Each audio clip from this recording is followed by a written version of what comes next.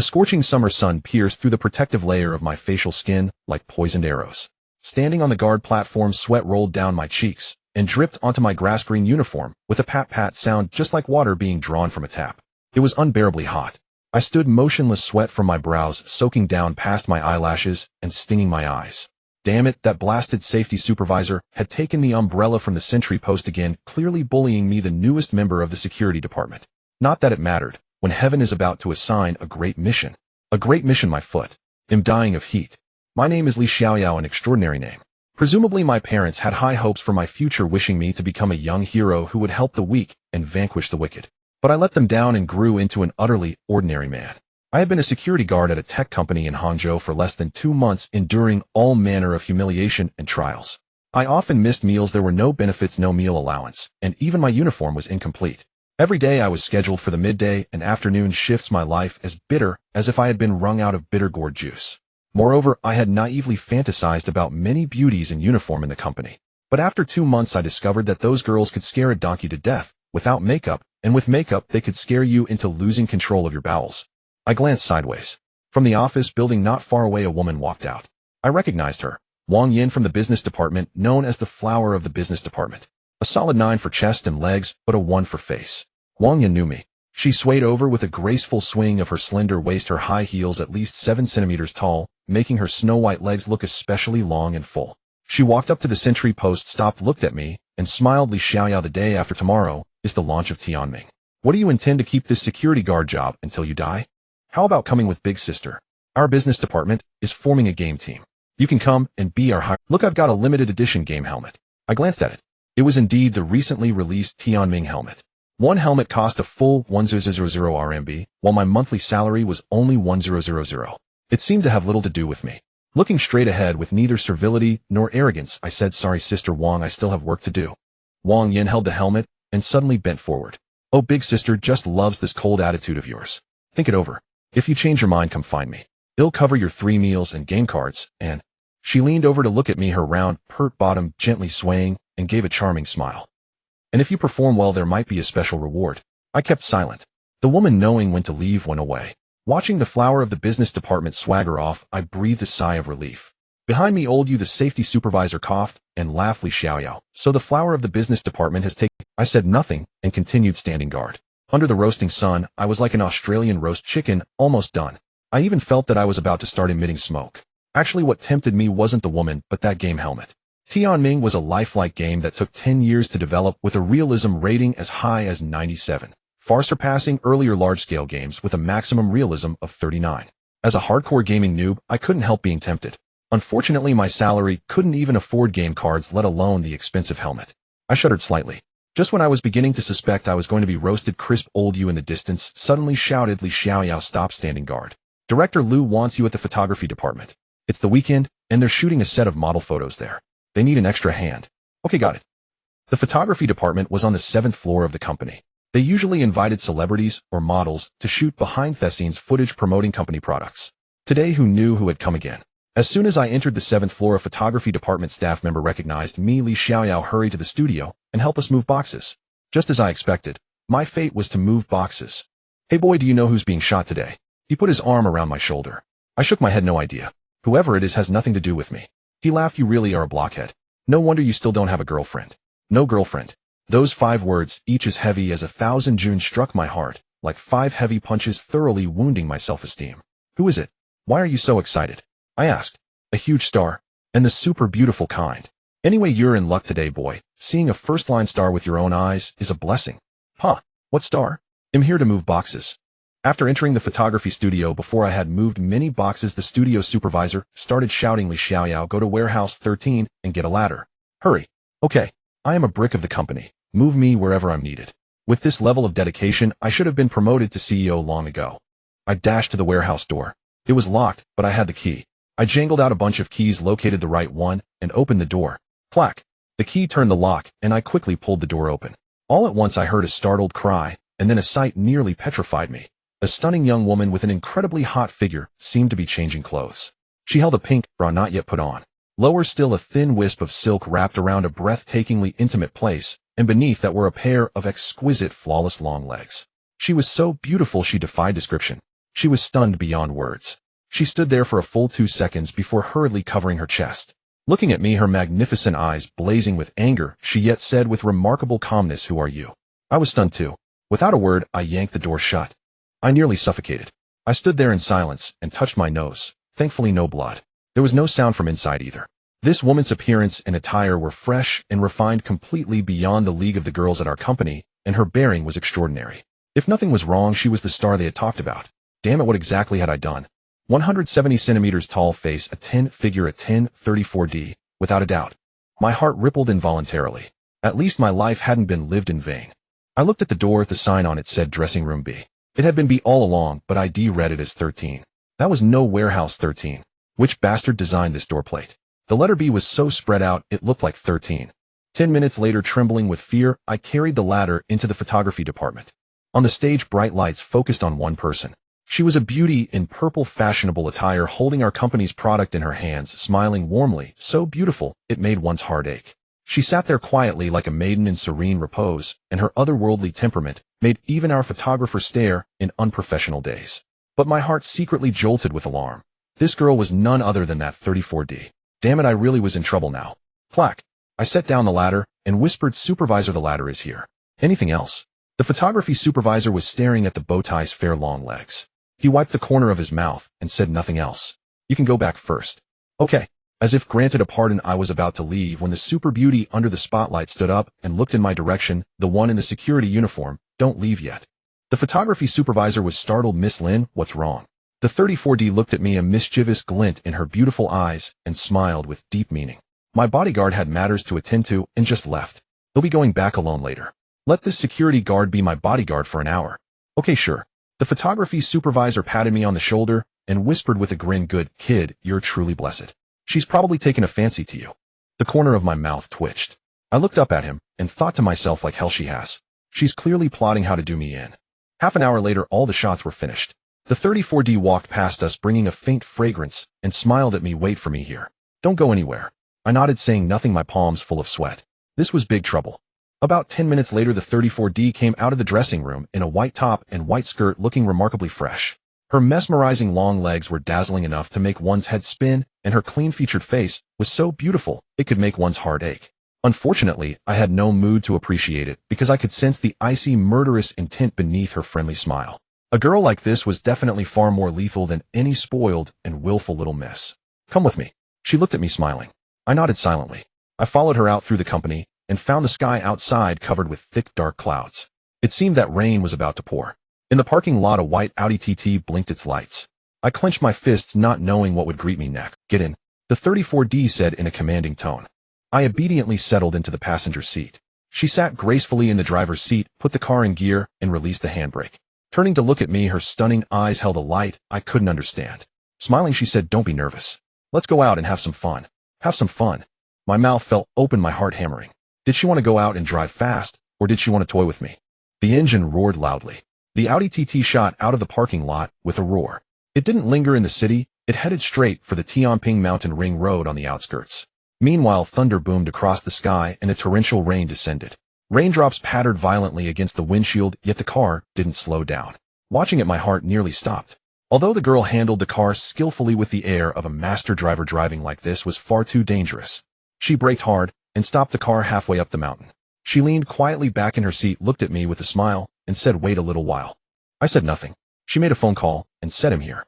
"When will you get here?" "What? You're calling off the race just because of rain? What kind of behavior is that? Get over here immediately." I remained silent, but I had already caught a whiff of an ominous aura. Sure enough, within half an hour, two cars rushed up from the foot of the mountain. A Ferrari and a Camaro, both high-performance sports cars. This was clearly some rich second-generation racing game. What a damn joke. Although the TT was no slouch in performance, competing against a Ferrari seemed a bit of a stretch, didn't it? I glanced at her. The 34D glanced back, the corner of her mouth rising in a refreshing, beautiful smile that made my heart tremble. "You." I forced myself to stay calm and said flatly, "Are you trying to die together with me?" The 34D chuckled lightly. "What are you scared?" I straightened my chest. "What is there to fear?" "That's true.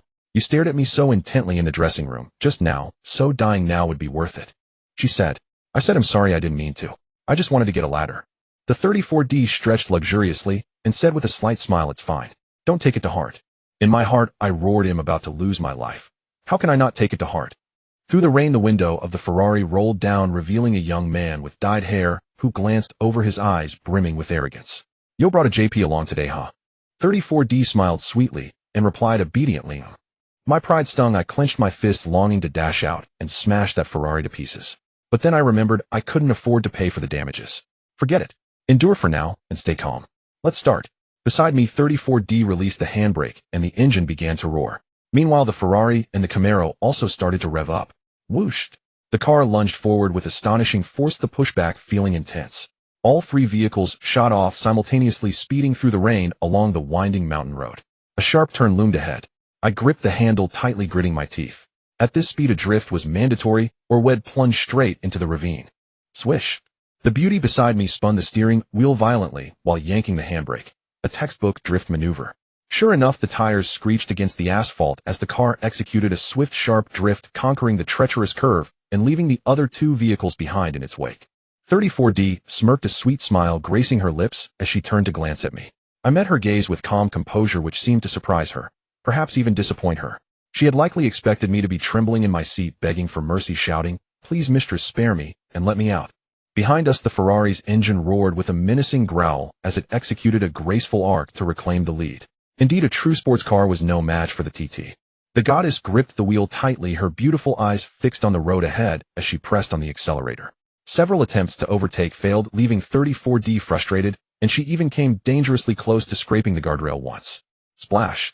A sheet of rainwater was kicked up as the Ferrari suddenly drifted sideways, blocking the TT's path. 34D slammed on the brakes, screeching to a halt, looking utterly disheveled. Oomph! Her delicate fist pounded the steering wheel as 34D gritted her pearly teeth. The young man in the Ferrari continued to taunt. "What's the matter? Is that all you've got? Where's that arrogance you had last week when you obliterated my second brother?" Ha ha! I swiftly opened the car door and walked calmly to the driver's side, tapping on the window. "Scoot over to the passenger seat. Let me give it a shot." 34D was stunned. Do you even have a driver's license?" I grinned widely. "No, but don't worry. No license, and you expect me not to worry? Well, you've already lost, and you were ready to go down with me anyway. So just let me try." "Fine." 34D steeled herself and climbed over to the passenger seat, her long fair legs making me gulp. If only she didn't hate me so much. Such a lovely girl, so fair. Taking the driver's seat, I released the handbrake, leaned out the window, and called to the Ferrari guy. "Let's continue. It's not over yet. First one to the mountaintop wins." "Deal." The Ferrari guy scoffed dismissively. "TCH, a mere security guard. You're on." The Ferrari shot forward instantly, the Camaro close behind. I followed at a leisurely pace, and at the second bend, I floored the gas, yanked the handbrake, and turned the wheel. With a sharp swoosh, I slipped past the Camaro, executing a flawless overtake. I swung the tail, cutting in front of the Camaro, and the startled driver slammed on his brakes, too scared to tail me anymore. At the fifth turn, I showed no signs of slowing down. I drifted out before even reaching the apex, accelerated, and shot past the Ferrari with mere inches to spare, completing an incredibly risky overtake. Muddy water splattered all over the Ferrari's windshield. I could even hear the Ferrari guy's furious curses behind us. 34D, ears sitting in the passenger seat, couldn't help but laugh. A few minutes later, the Ferrari tried to overtake again. I gave the steering wheel a deft nudge, causing my car to swerve slightly. This spooked the other driver, who yanked his wheel in panic, scraping the car's front along the mountainside with a grinding screech. The license plate and front emblem were torn clean off. Screech. The TT came to a halt, and so did the Ferrari. The young man angrily flung open his door and shouted, "Lynn Wayner, you win this time. But we'll meet again, damn it." The Ferrari and Camaro quickly vanished into the rain, fleeing in defeat. I calmly moved back to the passenger seat, composed and unfazed. Outside the window, the rain gradually began to subside. 34D sat silently beside me before speaking. "Your driving skills. Not bad." I chuckled. "I used to work in the traffic police unit. I was their #1 driver." 34D was speechless. Looking at her silent figure, I said, "Racing in these conditions is too dangerous. Why don't you cherish your life more?" Her eyes reddened slightly as she stared out the window. "How could you possibly understand my sorrow?" I laughed. "Your sorrow? Look at me. I don't even have money for my next meal. My rent's been due for 2 days and I've got nothing. And you are driving an Audi TT and still feeling sorrowful. I'm the one who should be sorrowful." 34D looked at me with a pitiful expression, her beautiful eyes filled with apology. She reached over and pushed open the passenger door. "You should get out." I was stunned but complied, stepping out of the car. Vero. The engine roared as the Audi TT sped down the mountain. Standing in the rain, I was dumbfounded. It took me a moment to snap out of it. Damn it, I've been stranded on this mountain. You've got to be kidding me. This is definitely revenge. A cruel and inhumane revenge. Wiping the rain from my face, I broke into a bright smile. I patted my pockets, but they were completely empty. There was no way I could afford a bus fare back. So my smile grew even brighter. Did these little setbacks really think they could stop me? I broke into a sprint. It was only 20 kilometers. I'd just run all the way back to the company. Thus a rare sight unfolded on the highway, a man in a security guard uniform continuously overtaking buses and taxis, sprinting through the bustling traffic. His resolute figure paid no heed to anyone. Over an hour later, I stood at the company's entrance, panting heavily. How stylish. It was already 5 p.m. when I got back to the company, and I was worried again. I had no money for dinner, and since it was already after work hours, I couldn't even scrounge a meal at the company cafeteria. I changed out of my uniform and left the company. Night fell, and the city twinkled with lights like an elegant noblewoman adorned in an evening gown. Unfortunately, the allure beneath that gown was only for the wealthy to enjoy, while someone like me. I belong to the urban refuse species. The journey to earn money begins. Clang, clang, clang. The spatula danced skillfully in the wok. This was a nighttime food stall bustling with customers for its fried rice noodles and other snacks. After frying 20 portions of rice, I was drenched in sweat. The boss patted my shoulder. Charlie, you've worked really hard today. Hey, raise your pay for today. I happily took the 5 yuan and set off for the next gig. By the main road stood a flashy club called Blue Sea Blue Sky, a place where the wealthy gather. I strolled in, and the young bouncers at the door all recognized me. Once inside, the fat doorman looked at me and chuckled. Yo, Li Xiaoyao, you finally showed up. I nodded. How many slots do I have today? 3 pieces. 10 yuan each. Great, thanks, Brother Biao. Hold on, put this on first. A suit jacket was tossed over to me. I quickly put it on, then walked into the dance hall, stepped onto the performance stage, and sat down before a grand piano. My fingers touched the keys, and melodious notes filled the room. First Castle in the Sky, then Minute Waltz, and finally Kiss the Rain. After the third piece, applause erupted from the dance floor. I gracefully stepped down from the stage, offering a polite smile to the crowd before heading out. Suddenly, a soft, slender hand grabbed mine. It was a beautiful foreign woman who quickly slipped me a note with a phone number written on it. A charming smile played on her lips as she said, "Hi, call me." I nodded with a smile, walked out, took off the jacket, collected 3 10-yuan notes from the fat man, and strode away nonchalantly. Watching my retreating figure, Brother Biao let out a long sigh. Damn, now that's talent. I spent 5 yuan on a plate of egg fried rice, which took care of today. I strolled down the street, and in the distance the mall's LED screen was playing a game trailer. It was for Destiny. This game, a masterpiece awaited for years, had finally been released, moving countless gamers to tears. I was a gamer too, yearning for the thrill of virtual adventures. But I had no money, and the first batch of helmets was limited to 1 million worldwide, with black market prices inflated to 1.0 yuan each. I was definitely out of luck. I'd take my time, save up, and then dominate the game. What a pity. The day Destiny launches is the day after tomorrow. Missing the first day of the open beta means I'm destined to fall behind. I returned to Longhua Residences, my home. A single-bedroom apartment with 800 yuan monthly rent, but it was already overdue. The landlady was a sharp-tongued, bitter old woman who loved to mock and belittle. With a woman in menopause like that, there was only one way to deal with her: endure. I arrived at the building, and my room was on the first floor. I took out my key and tried to unlock the door, but it wouldn't budge. What's going on? Taking a closer look, the lock had been changed. There was a note stuck on it. Li Xiaoyao, your rent is 2 days overdue and still unpaid. Someone's coming to view the room tomorrow.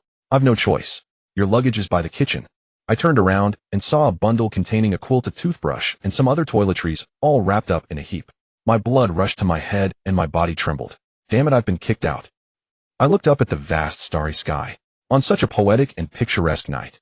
Well, it was the weekend, and the parks were full of young couples being lovey-dovey. I couldn't go there to sleep, or it would be a real mood killer. So, I'd just rough it out downstairs in the courtyard. After all, it was summer. Apart from the mosquitoes, it wasn't so bad. I'm a grown man skilled in martial arts. I wasn't afraid of any robbers. It was past 11 p.m., and the night air was getting chilly.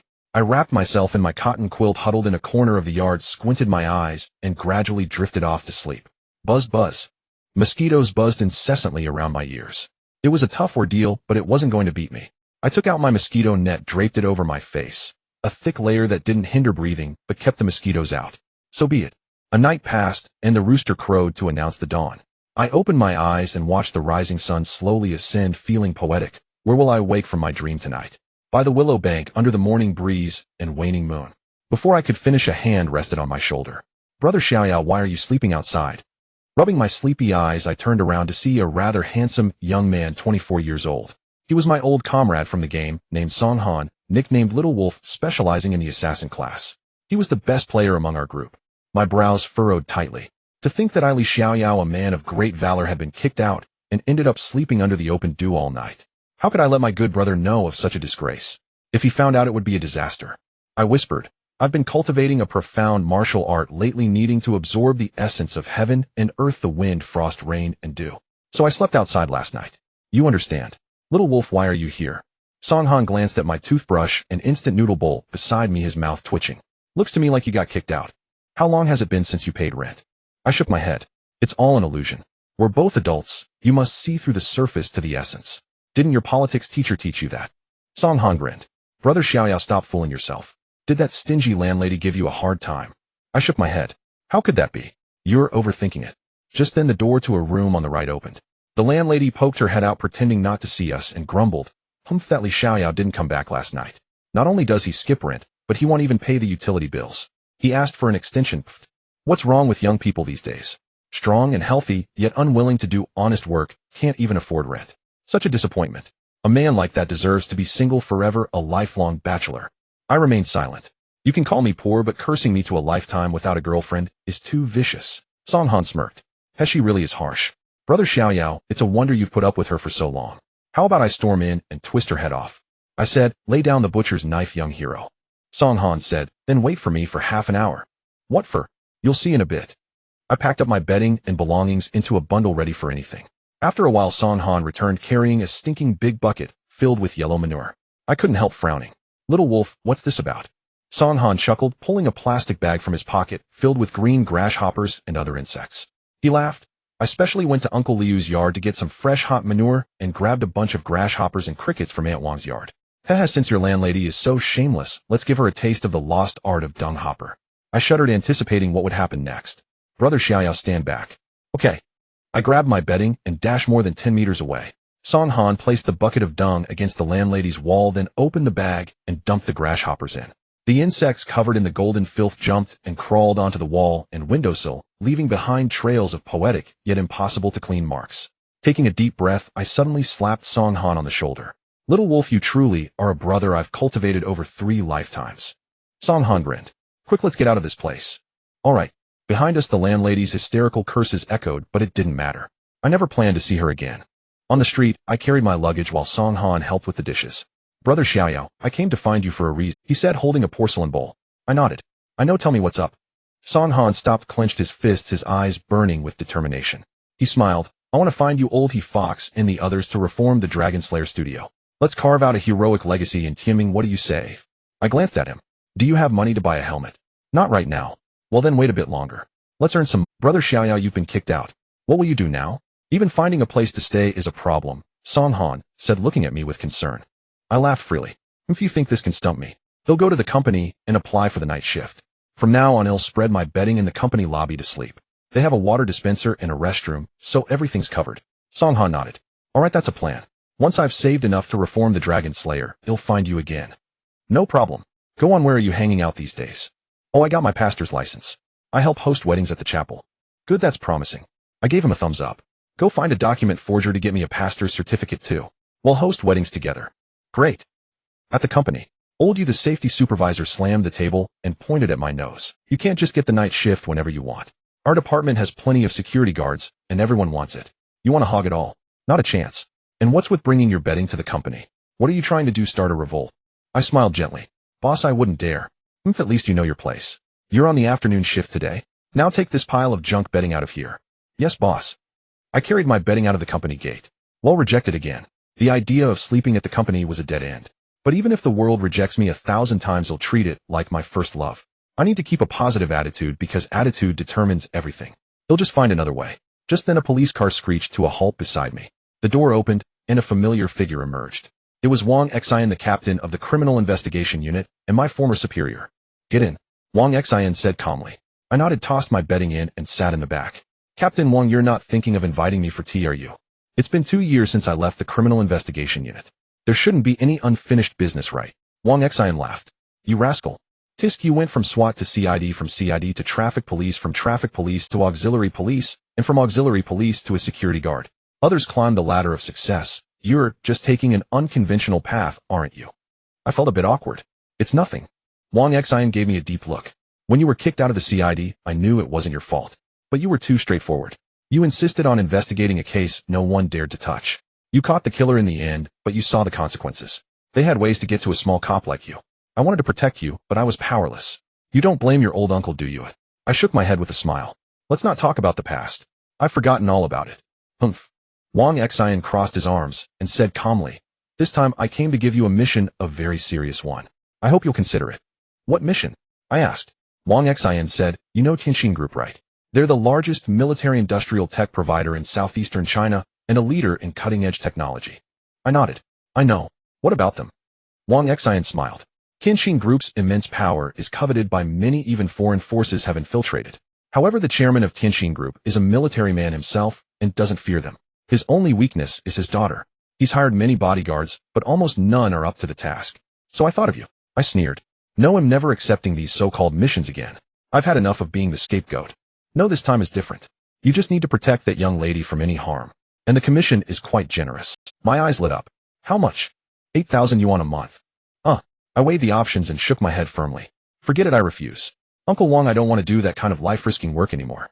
I think being a security guard is fine. In the 2 months I've been here, the most dangerous thing I've encountered was a tipped-over water dispenser. Wang Xian. After a moment, he looked at me. All right, I'll personally raise the offer to 1,000 yuan a month. Deal. In this line of work, apart from being a hitman, there's no better pay.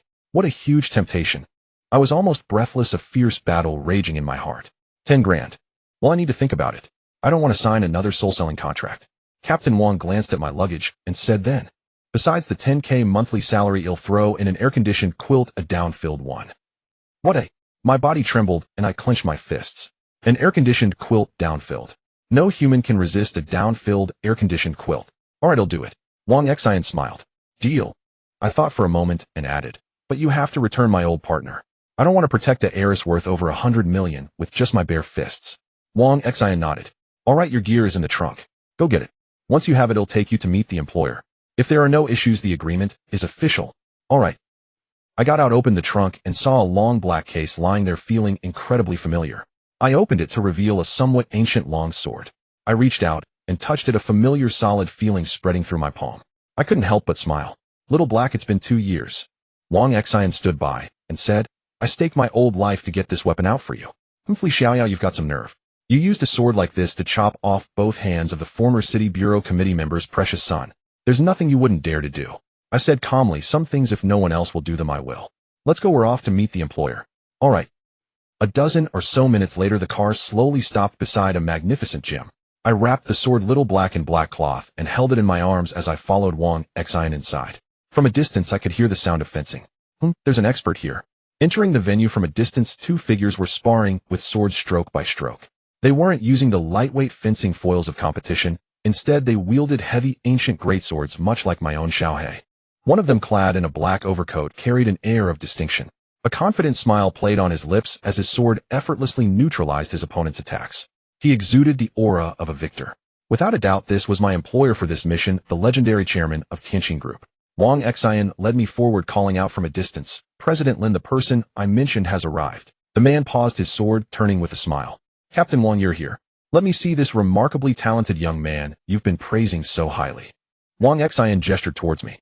This is the man I told you about, Li Xiaoyao. Xiao Li, this is Chairman Lin Tianan of the Tianxin Group. Please get acquainted. Lin Tianan's gaze fell upon me, his expression unreadable. He extended a hand, smiling. Hello, young man. I shook his hand. Hello. Fortunately, he didn't test my grip strength, though otherwise it would have been an awkward Standing beside Lin Tianan, the middle-aged man in white robes looked at me with a sneer. This kid. How skilled could he possibly be? Captain Wang chuckled. A simple test will reveal all. Lin Tianan gave a silent nod of approval. Li Xiaoyao, this is my sworn brother Lin Feng. Third brother, how about you test this young man's skills? Lin Feng nodded, stepping forward with his broadsword. He grinned. Are you any good with guns and ammunition? I replied, yes, I'm proficient in long-range sniping and close-quarters combat. How about the sword? I'm an expert. All right, then let's see your mastery of the blade. With that, Lin Feng raised his broadsword, signaling 2 bodyguards who carried over a concrete slab, its rebar rusted from age.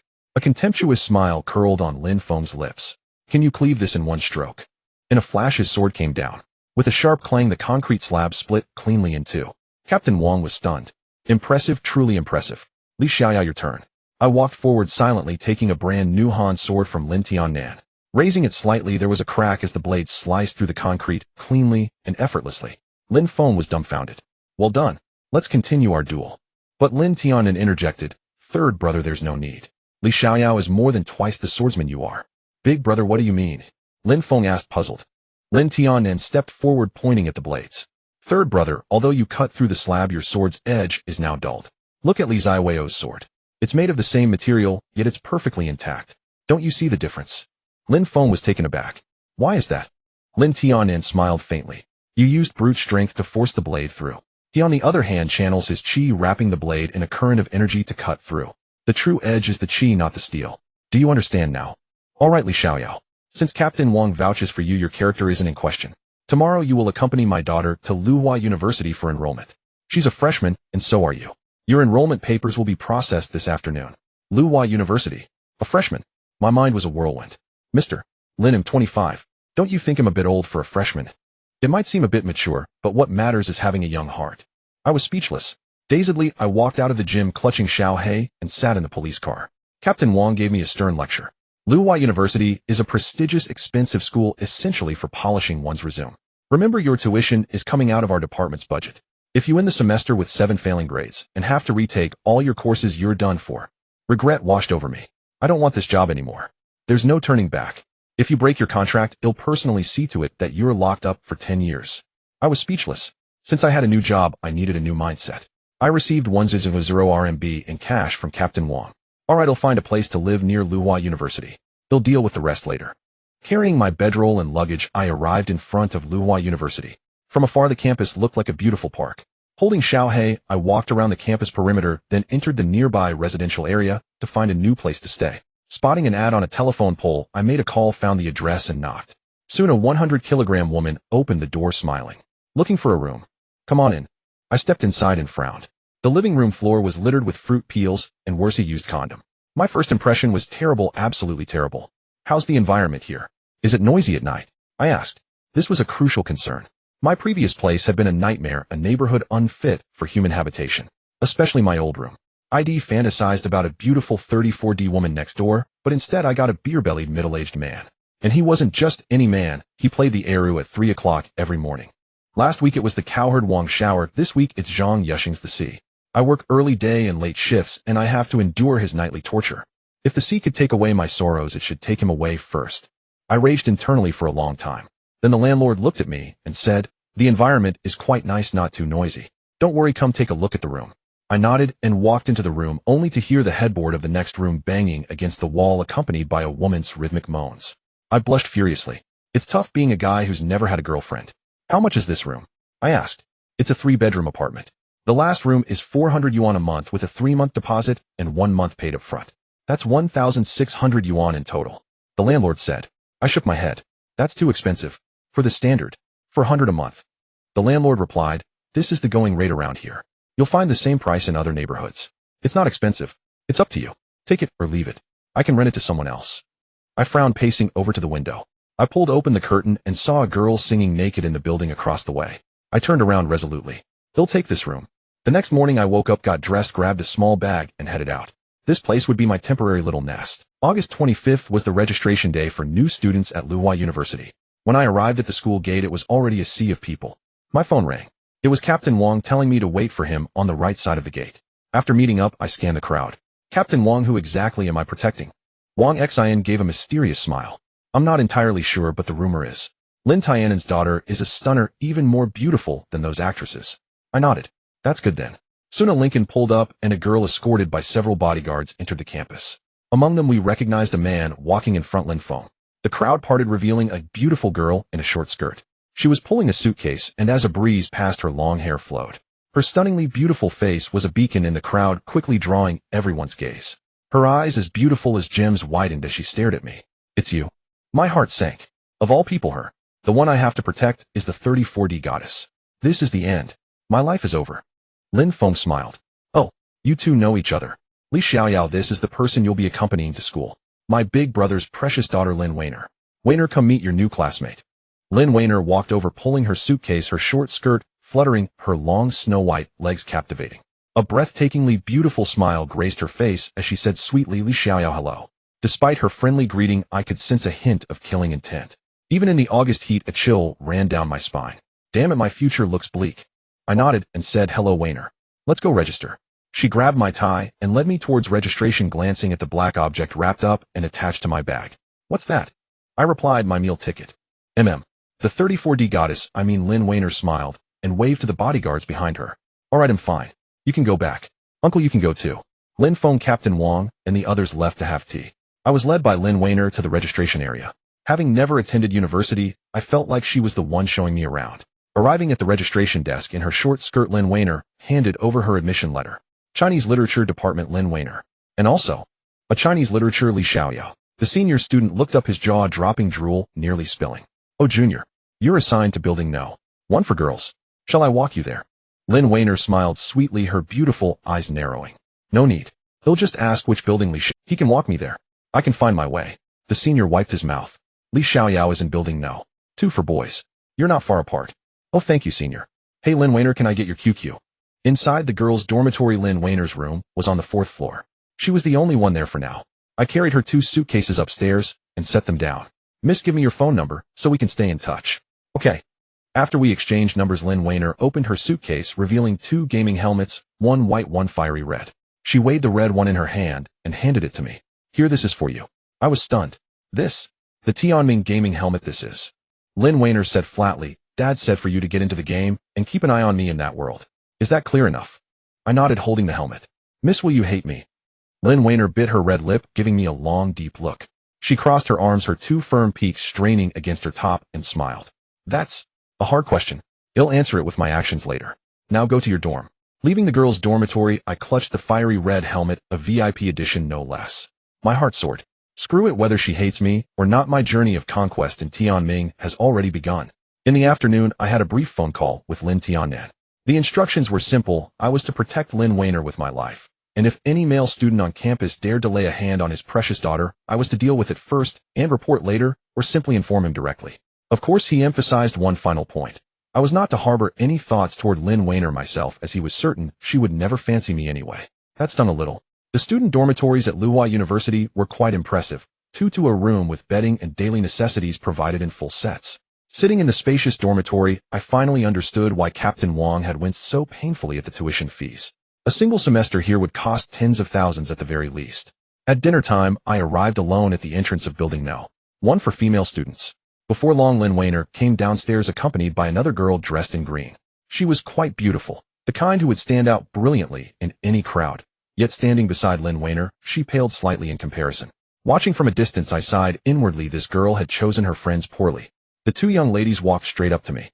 Lin Wainer glanced at me briefly and said, "Come on, let's go eat." I pursed my lips and said nothing. My position kept me constantly mindful that I was a hired bodyguard tasked with protecting her, not one of the wealthy young heirs strolling through this campus. However, the pretty girl beside Lin Wainer looked at me with curiosity, extending her hand with a smile. "So you're the Li Xiaoyao that Wainer mentioned? She's told me everything about you. I'm her roommate Dongqing Yu. Nice to meet you." I shook her hand and nodded with a smile. "Hello, classmate Dongqing. How old are you, classmate Xiaoyao?" Dongqing Yu suddenly asked. I shuddered involuntarily. 21. Doesn't look like it, does it?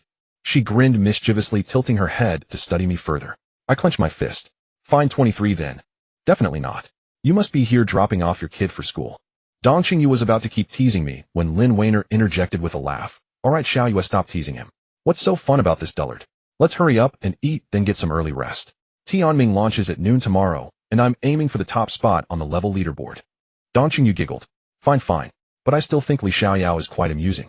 I gave an awkward smile. You flatter me, classmate Dongqing. So which cafeteria are we heading to? Cafeteria No. 1.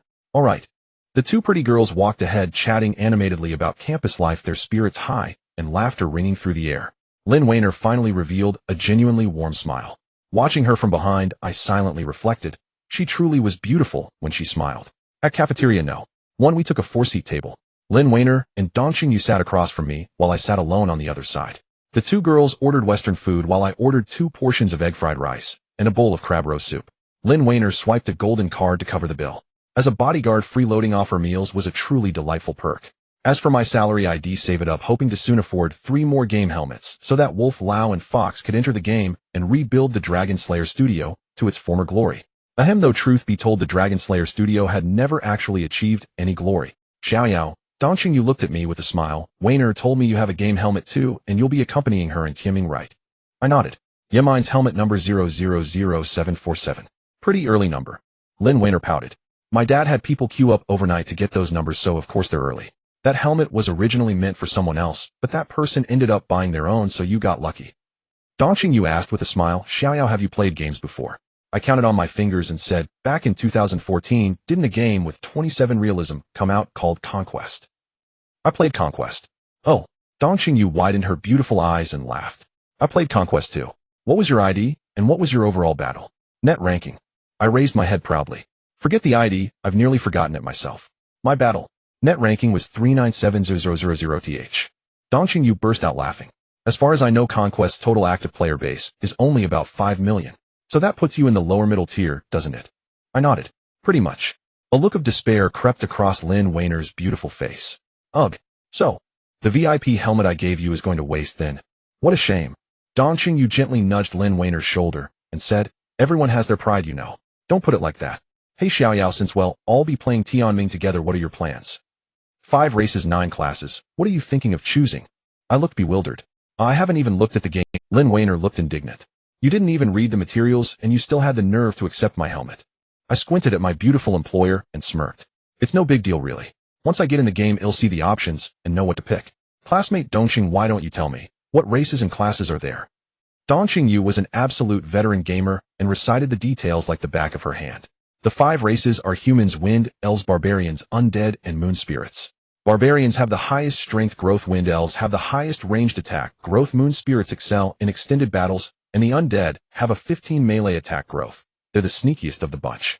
Humans are the most balanced, but they're also suitable for any class. I nodded. And the classes? Dongqing, you blinked and smiled. The 9 classes are swordsman, spirit, mage, berserker, knight, assassin, healing, physician, gunslinger, archer, and ascetic monk.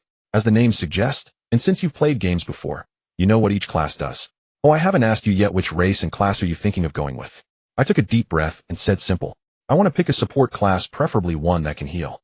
How about isn't that the legendary milk class? Dongqing, you giggled. Yep. The healing physician is the only healing class, so it's bound to be in high demand. I thought you'd go for something like swordsman, knight, or berserker. I heard that all the cocky guys in class picked those violent classes. With that, Dongqing, you shot Lin Weiner a sly look. Weiner, a man willing to become a healing physician just for you. You should just marry him already. Lin Weiner kept a deadpan expression. If you like him so much, you marry him. I'm not interested. And honestly, if you pick healing physician, I'd love to see how Li Xiaoyao levels up in the early game. For a guy choosing healing physician, good luck with that. I fully understood what Lin Weiner meant. Healing physicians had no offensive power, so they definitely need someone to carry them in the early stages. A girl who chose the class could simply stand in the newbie village sweetly calling out, "Big brother, please carry me for levels," and she'd never lack for a party. As for a guy, forget it. Unless he was as handsome as those Korean stars, he'd have to swing his staff and grind on his own. However, I had a strategy in mind, so I wasn't worried. I gave Lin Weiner a confident smile. Don't worry, I can. Lin Weiner pursed her lips and said nothing more. It seemed she still harbored some reservations about me. Dongqing Yue, however, was quite enthusiastic. I've already decided. I'm going with the spirit mage, a high damage class. That's basically the mage of Tianming. Weiner's decided on the assassin. With 1 melee and 1 ranged, well leveled together, and aim for the top of the subsidy leaderboard. I nodded. Sounds good. Best of luck to you too. After dinner, we exited the cafeteria and strolled outside. Groups of students were coming and going all across the campus. A few minutes later, a male student suddenly pointed at us as if he'd seen a ghost and shouted, "I am not seeing things, am I? That girl over there. Is that Lin Weiner? The little diva who announced her retirement from the entertainment industry 5 months ago." The other guys' gazes snapped over in unison and they all nodded. Yes, it really is Lin Weiner. Oh my god, I never thought Lin Weiner would come to Luhua University. We're so lucky. A few of the guys surged forward and one of them shouted, "Lin Weiner, is that you? Can we take a photo with you? We're your diehard fans. We absolutely love your song Heart of Time." Lin Weiner looked a bit taken aback and said softly, "I'm sorry, but I've already retired. I just want to study here in peace." I stepped forward, abruptly planting myself in front of Lin Weiner. Raising an arm to block the guys, I said with a smile, "Sorry, Miss Weiner doesn't wish to be disturbed. Please show some respect, everyone." One of the guys immediately got angry. "Who the hell are you? Who gave you the right to speak here? Get lost. I said nothing. With a slight flex of my arm, a muffled thud sent the group stumbling backward. They stood there stunned, not even understanding how they'd been pushed back. I stood there coldly silent. Keeping strangers away from Lin Weiner was the highest directive Lin Tianin. Dongqing Yu whispered with a chuckle from behind. He Xiaoyao really is a pretty good bodyguard after all. Should we head back to the dorms? I said. Standing at the entrance to the girls' dormitory, Lin Weiner suddenly turned back to look at me and said, Li Xiaoyao, we'll have breakfast and lunch delivered to our room tomorrow, so you don't need to come. Tianming launches at noon. Don't embarrass me. Got it.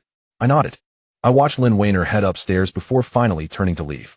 Walking along the tree-lined path, I wiped the sweat from my forehead. I had no idea who she really was to have so many fans. My path ahead was truly going to be a long and arduous one. Back at the dormitory, I pushed open the door and found a laptop on the desk. Across from my bed sat a guy, presumably my roommate. He turned around, and his thick, heavy glasses nearly blinded me with their glare. He gave a timid smile. You must be my roommate Li Xiaoyao, right? Hello, I'm Tangu. You can call me Agu. I nodded. Yeah, nice to meet you, Glasses. Please call me by my name, Tangu. Sure thing, Glasses.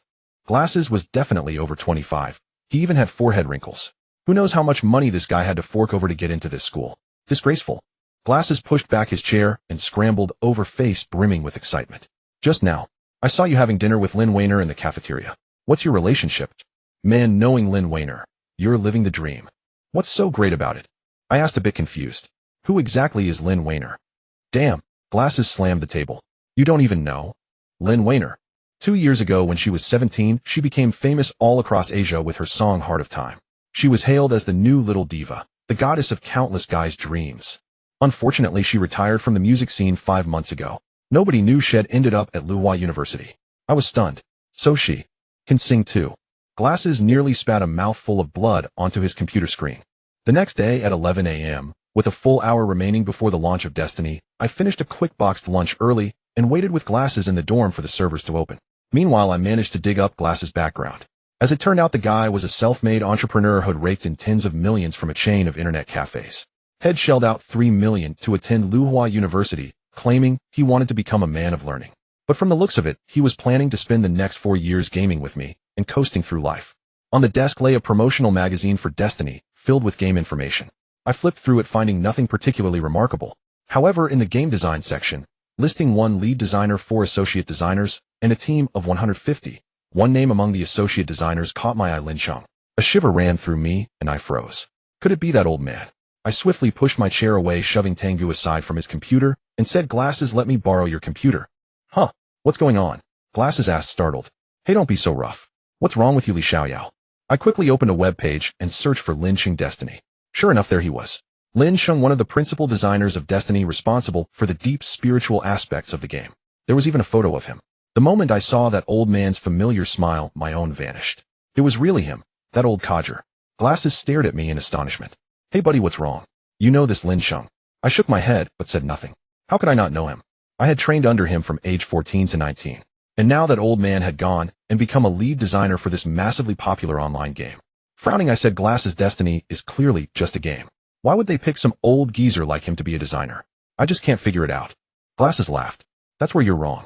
Destiny has been advertising this from the start. It's a game that brings together top-tier experts from every field imaginable to contribute to its design. The world's greatest swordsmith, the foremost archery master, even herbalists and cultivators from remote lands have all been invited to help create it.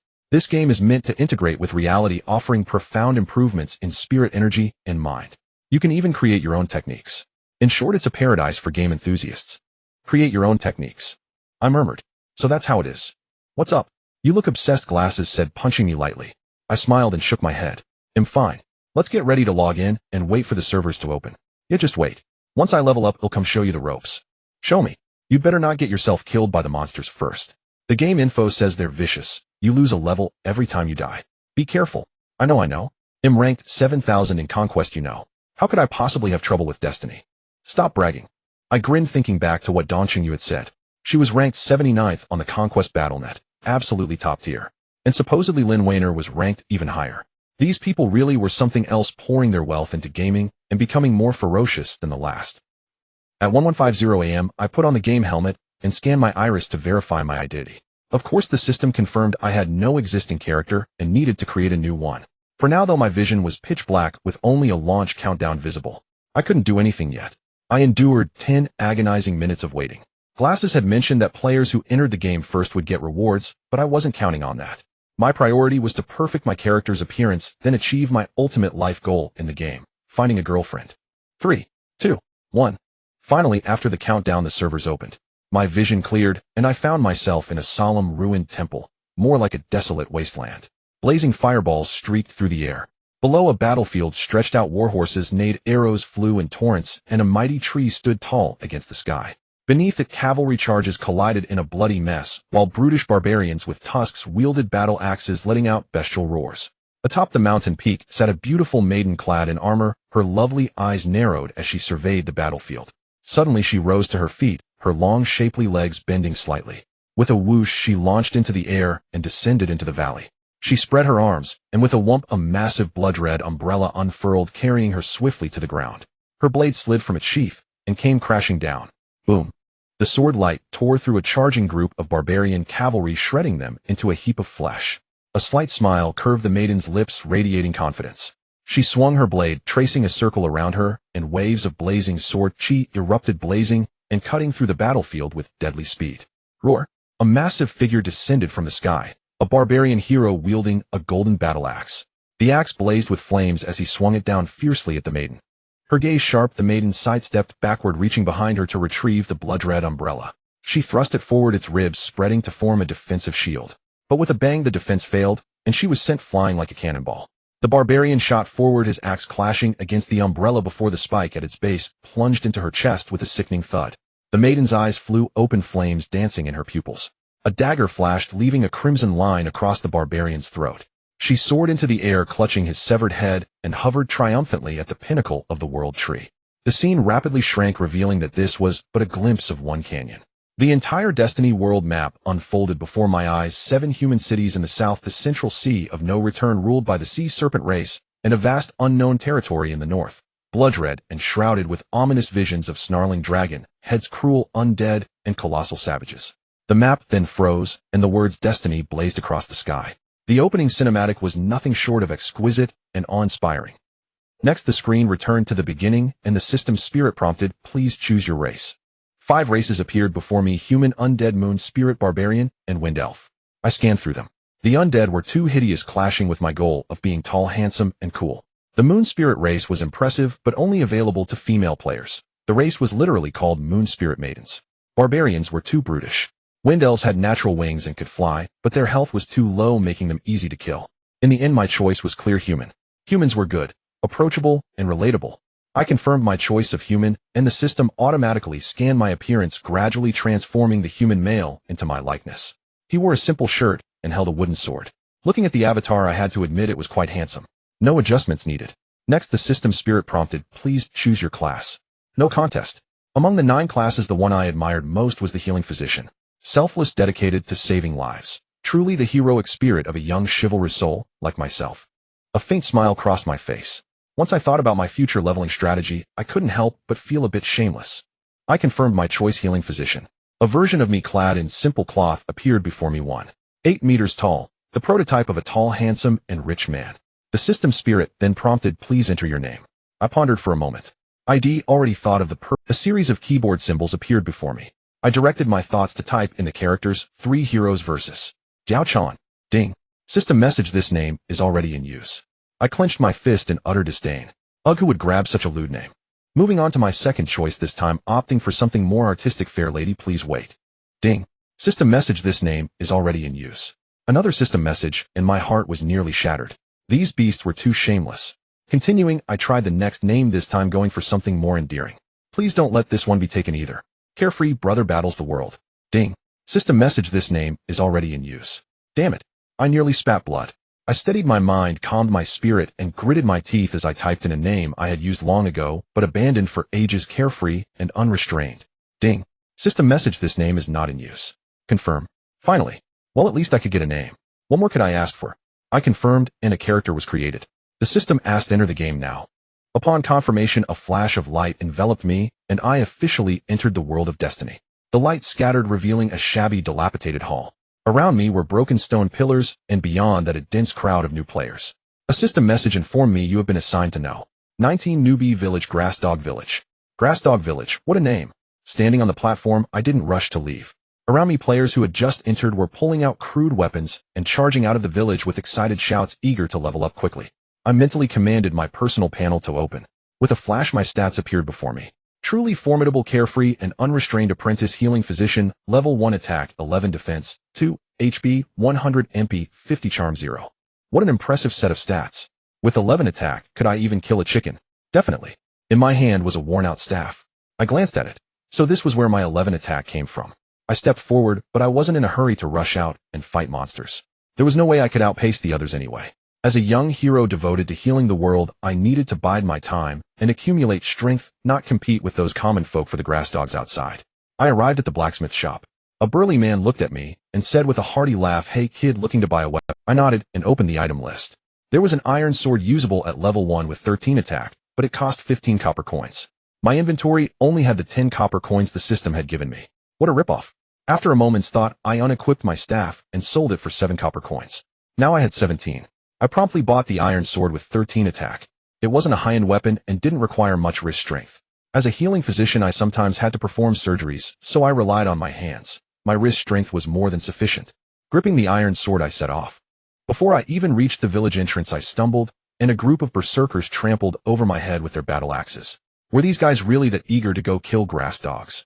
My strength is inferior to theirs, I'll accept that. Looking at my stats panel, I was naturally level 1.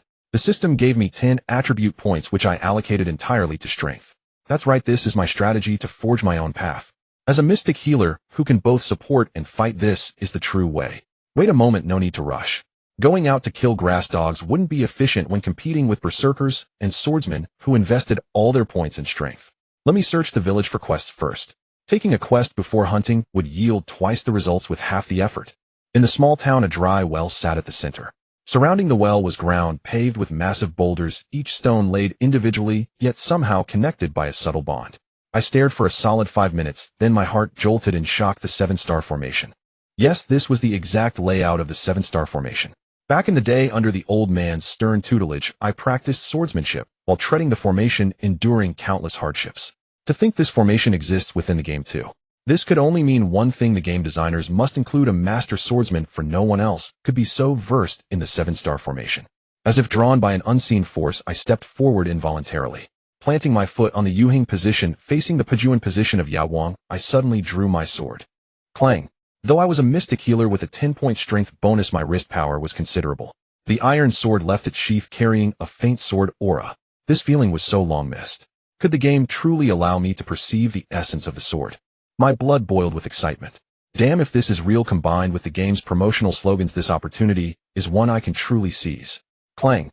The second time I drew the sword, the sensation of sword intent grew even stronger. I was utterly addicted. I stood there drawing the sword again and again, my mind and spirit converging, comprehending the essence of the sword within the game. For a practitioner of the blade, this too was a form of bliss. After nearly an hour of repeatedly drawing and sheathing my sword, many newbie players stared at me in bewilderment. A berserker who had already reached level 2 came over to repair his battle axe, glanced at me, and shook his head, saying, "Sai, they say this game allows you to create your own moves. I guess there really are idiots who believe such nonsense. That kid looks almost as handsome as me. How can his IQ be so low?" I remained unfazed, continuing to draw my sword, completely immersed in this joy. The entire afternoon passed without any progress. I kept feeling like I was on the verge of a breakthrough, yet I couldn't quite achieve it. It wasn't until around 8 p.m. that my phone rang outside, connected through to the game. It was Lin Weiner's number. "Li Xiaoyuer and I are logging off to grab a bite. What about you?" I got excited upon hearing this. "He'll join you. I barely ate any lunch." "Oh no, I mean I need to protect you." Lin Weiner chuckled softly. "All right, come to our building. Once we see you, we'll come down." All right. I logged off right there in the small town, a safe zone with no issues whatsoever. Removing my helmet, I glanced at the bed across from me. Glasses was trembling as if having a seizure. He was probably leveling up. I wouldn't disturb him. I just needed to go have dinner with Lin Weiner. I went out and arrived at the girls' dormitory building. Soon Lin Weiner's graceful figure appeared downstairs. Dong Xingyue, clutching a small white bag, hurried down as well. Spotting me from afar, she was even more enthusiastic than Lin Weiner. "Hi, Xiaoyao." I nodded with a smile. "Hello, where should we eat?" "Let's continue at cafeteria no. 1, shall we? We can still come back and level up a bit. School starts on September 1st, so we should enjoy these last few days of focused gaming." "Yeah." At the restaurant, we ordered a few stir-fried dishes. The three of us sat facing each other waiting for the food. The two girls seemed hungry too, letting out soft, eager sounds as if they could devour me whole. Lynn Weiner toyed with her phone, leaning back in her chair. Her long hair cascaded over her delicate shoulders, creating a moment of breathtaking charm. I looked at her, said nothing, and silently reminded myself, young hero, restrain yourself. After a while, Lynn Weiner looked up at me and asked, Li Xiaoyao, what level have you reached after an entire afternoon? I replied, level 1. I haven't been gaining experience. Lynn Weiner was stunned, her mouth slightly agape. Seriously? If you're not killing monsters for experience, what are you doing? Even if you're just going to be a storage mule for me and you wear later, you still need to be strong enough to reach the main city. The mobs along the way would tear you apart. I felt a bit embarrassed, rubbed my nose and chuckled. Actually, I'm just exploring the game mechanics. I'm not quite used to this 97 realism yet. Heh. Lynn Weiner suddenly laughed. What a noob. She had achieved her goal, probably feeling smug inside. Mocking me was better than anything else. This woman really holds a grudge. Though perhaps it wasn't entirely that.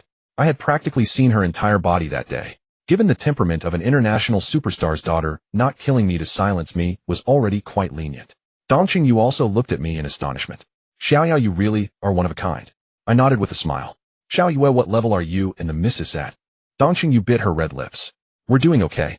I'm at level 7, and Weiner is level 6. Actually, you don't have to call her missus. Weiner doesn't put on airs. Just call her Weiner. Lynn Weiner glared at me. No, he's not allowed to call me Weiner. I said quietly, understood. I won't, missus. Dongqing Yu looked at me, then at Lynn Weiner, and seemed to perceive something. She covered her mouth and giggled. Ah, it seems there's definitely a story between you two, otherwise it wouldn't be like this. Weiner, don't hit me, you'll stop talking. As the two stunning girls horsed around, several guys eating nearby were dumbfounded, noodles literally falling from their mouths. Soon the dishes arrived. I didn't act too boldly, only eating from the plates in front of me. Then I ate 3 bowls of rice, which left Lynn Weiner looking somewhat stunned. The look on her face was priceless. She must have thought it was absurd that I ate so much yet was still only level 1. I was practically someone who did nothing but eat. At 10 p.m., my phone rang. It was Lin Tianan's number. Xiaoli, how was your day? Weiner didn't give you too hard a time, did she? Lin Tianan said. I shook my head. How could she? The missus has been very good to me. Rest assured, miss. Lin Tianan chuckled. Weiner actually has a gentle personality. However, she's always been very resistant to me arranging a bodyguard to protect her closely. Several previous bodyguards couldn't handle her taunts and quit. I hope you can persevere. The road is long and arduous. I smiled slightly. It's really nothing. Just accompanying the missus for meals and games. I can handle it. Lin Tianan laughed heartily. That's good to hear. By the way, how's your gaming skill? What was your ranking on the previous battle? Net. I said, over 3 million. Oh, so you're pretty bad then. After hanging up glasses, logged off to cook some noodles. He was gesticulating wildly. Lee, my boy, isn't this 97 realism game absolutely awesome? I'm already level 4. Pretty strong, right? What level are you? I said expressionlessly, level 1. What are you going to do about it? Haha, level 1. Damn, how many times did you get one-shot by monsters to be stuck at level 1? I replied calmly. Nothing I can do about it. Level 1 it is. I'm a mystic healer, I have no attack power. A mystic healer, that's a support class, right? Even if you can't kill monsters, you can heal yourself. You shouldn't have been killed back to level 1, as should you. Lee, my boy, you are truly next level bad. But don't worry, your big bro is here. He'll take you leveling later and make you one of the top experts in Fate. You'd die if you didn't brag, wouldn't you? Huh. That night, I played for another hour or so, continuing my search for the sword intent in the game. Still no progress, but I wasn't worried. It was just a game after all, no rush to break through. Then I logged off and went to bed before midnight, as per the schedule Lin Weiner had set for me. The next morning I woke up at exactly 7 a.m. I bought breakfast and delivered it to Lin Weiner and Dongqing Yu. Unfortunately, I couldn't go upstairs. The fierce dorm matron yelled at me, Hey you want to get into the girls' dorm? You'll have to get through me first. I left dejectedly, but also noticed 2 young security guards in the matron's office. From their movements, they had some martial arts skill. Lin Tianan must have arranged them. For his daughter Sake, the old man had set up plenty of undercover guards besides me. Back in the dorm, I continued practicing my swordsmanship. The entire morning passed in a flash. I had even gotten my iron sword repaired once, yet still no breakthrough in the game.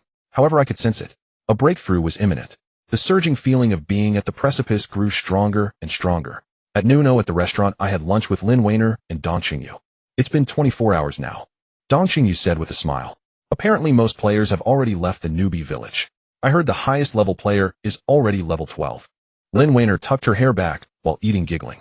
I'm level 11 too. Dongqing Yu said. They'll hit level 11 after another 2 hours of grinding this afternoon. While I'm a sorceress, yet my leveling speed can't even compare to an assassin's. Weiner, you're putting so much pressure on me. Lin Wainer smiled softly, pointed at me, and said, "It's okay, that one over there can give you some comfort." Li Xiaoyao, what level are you? Oh, what's your server-wide ranking? I pondered for a moment. Level 1. Ranked exactly 10000th on the server. Lin Wainer's pretty face seemed to turn to stone. She stared at me speechless.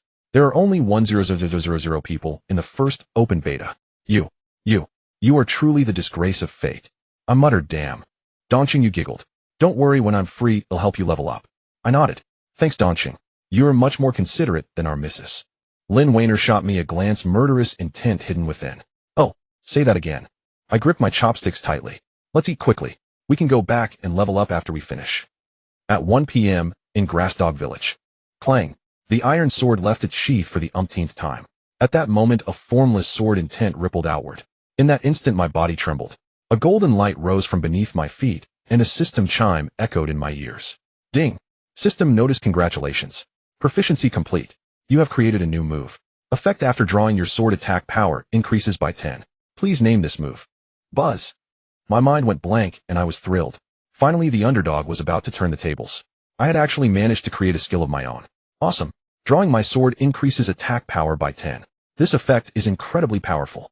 Although my current attack is only 66 points and a 10 increase is almost negligible once my level is high and my equipment is strong, this buff will be overwhelmingly potent. Moreover, my weapon of choice from now on will definitely be a sword, otherwise this skill would be useless. After pondering for a long time, I wondered what name would be fitting for such a formidable skill. Finally, inspiration struck, and a name surfaced: Sword Ripples.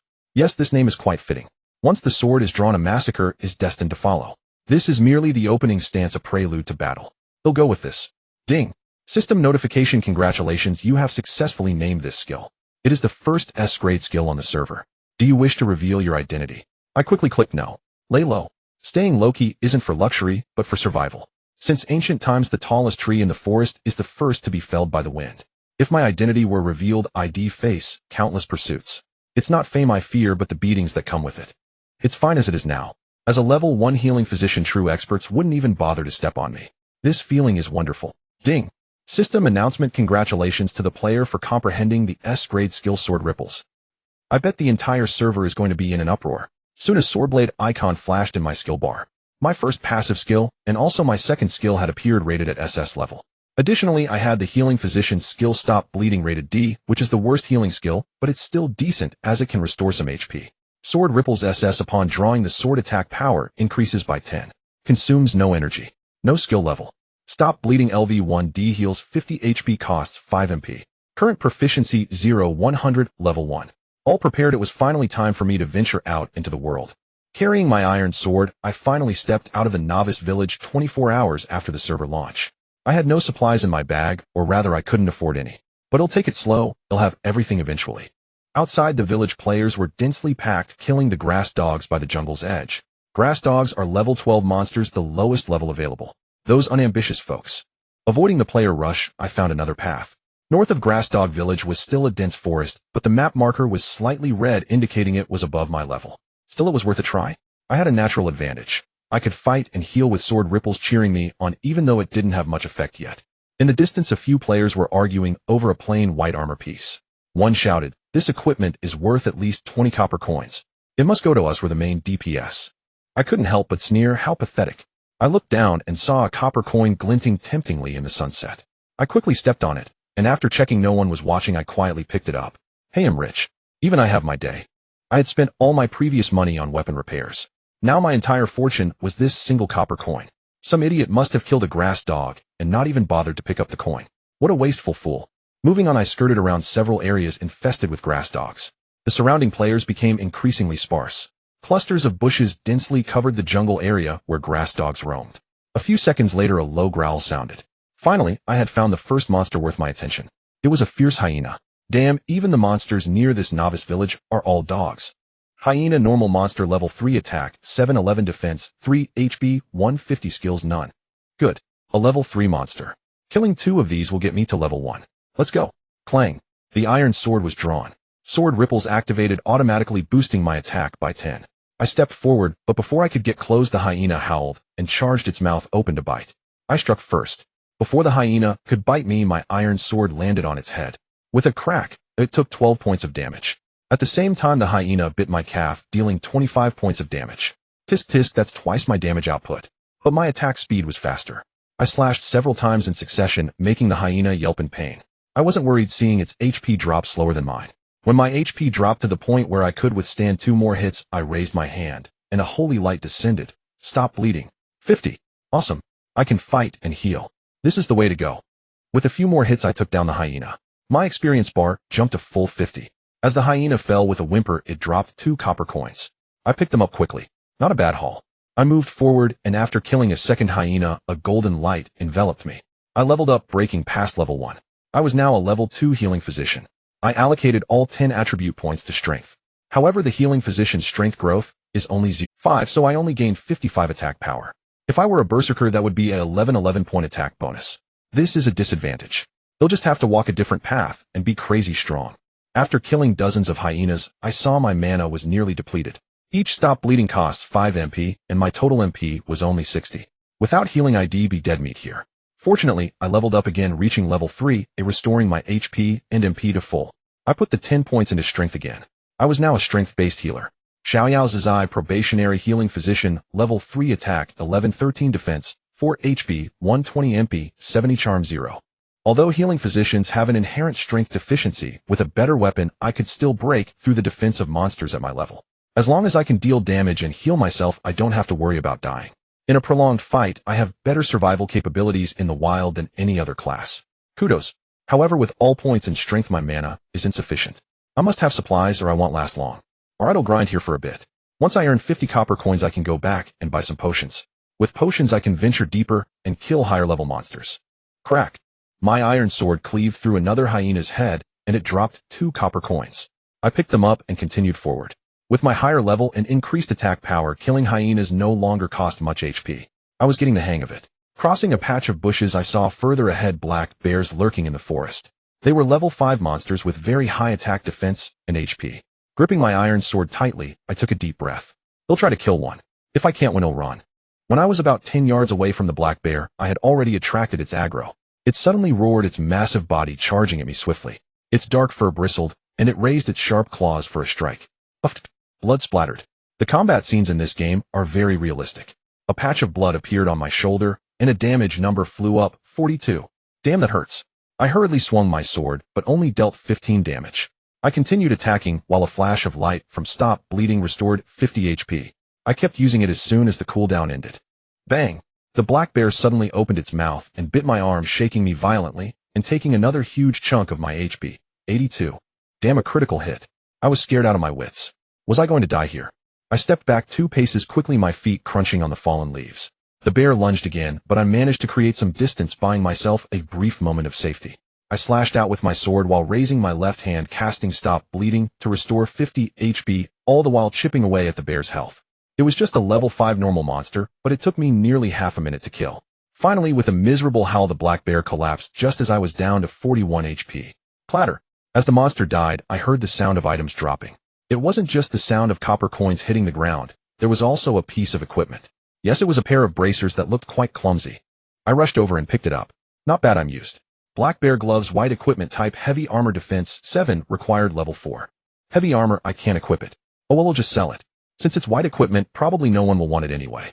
On the ground, there were also 5 copper coins. Higher level monsters are much more generous than hyenas. I picked them up and turned to leave. I won't fight the bears anymore. Their attack is too high and my HP is too thin to withstand it. Besides, my equipment slots are all empty except for my sword. Going barefoot into a fight to the death is just asking for trouble. I went back to killing hyenas. Killing level 3 monsters as a level 3 was much easier. After more than an hour, I reached level 4. Meanwhile, I had accumulated 47 copper coins in my bag.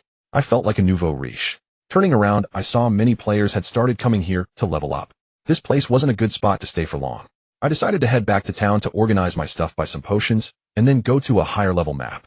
Carrying my iron sword, I walked along the edge of the bushes with my head down. Suddenly, a group of people approached from the opposite direction. A level 6 barbarian player wielding a battle axe shouted at me, "Hey friend, have you found any equipment for warriors while leveling here?" I silently pulled out the black bear armor from my bag and asked, "It's white equipment, no stats. Do you want it?" The barbarian chuckled, 7 defense, perfect for a tank. Of course I want it. How much? I glanced at him and said, "The shop price is 21 copper coins. You make an offer." "All right." The barbarian was quite straightforward.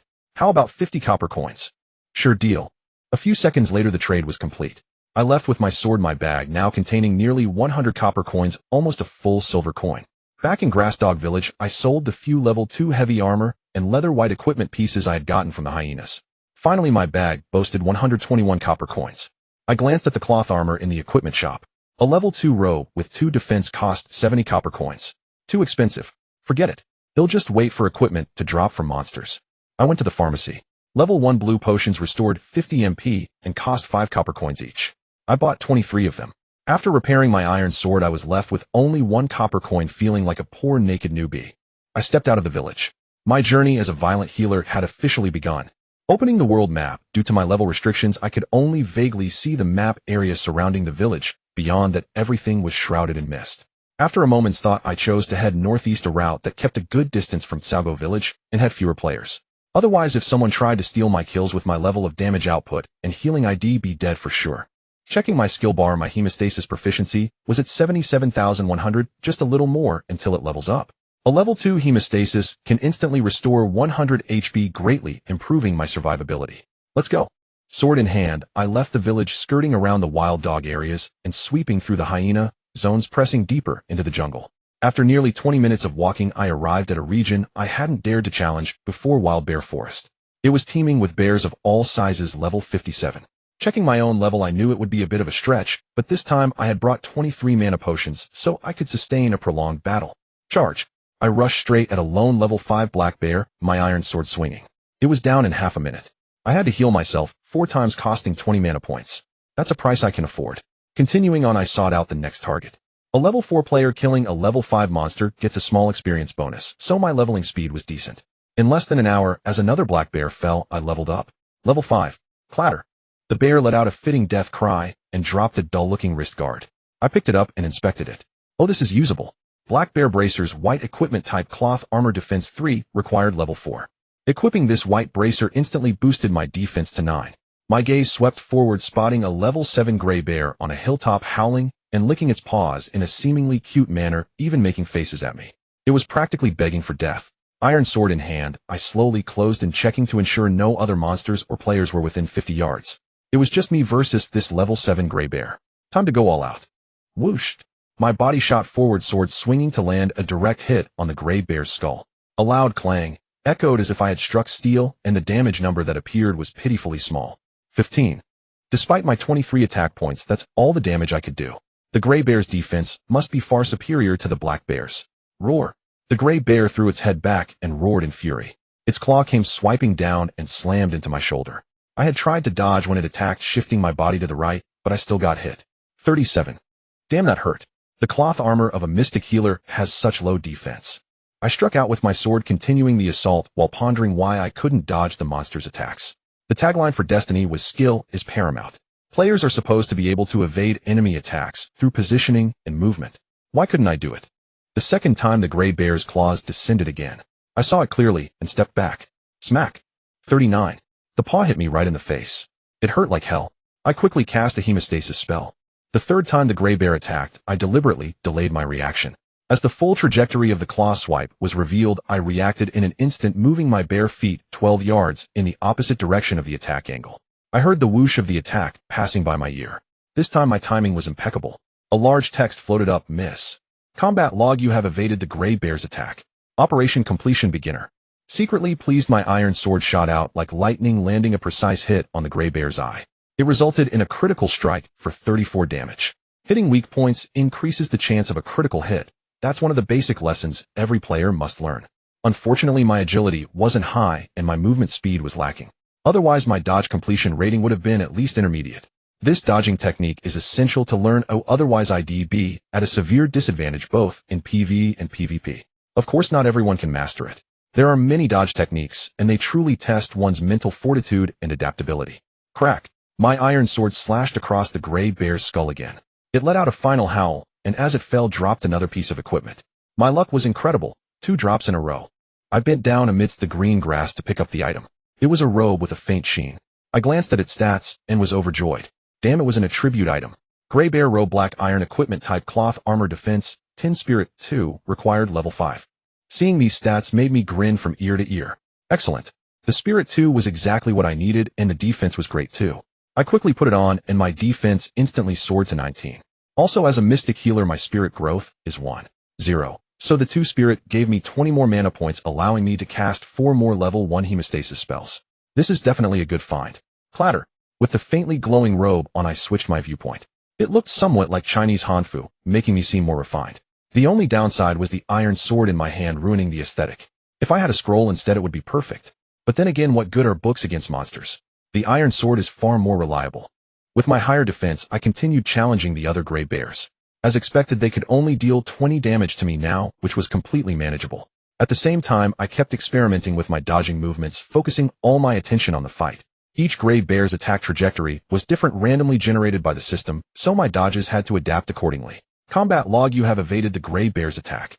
Operation completion: poor. Combat log: you have evaded the gray bear's attack. Operation completion: poor. Combat log: you have evaded the gray bear's attack. Operation completion: beginner. A series of combat logs appeared. With my iron sword in hand, I seemed to be enjoying the thrill of combat in this game more and more, fully immersed in it. Although my dodge success rate was low, only about 10, constantly practicing and evading a portion of the monster's attacks was certainly not a bad thing. I hadn't yet fought against other players, so I didn't know if this technique would be effective there, but I was somewhat looking forward to it. Killing level 7 gray bears was now a breeze.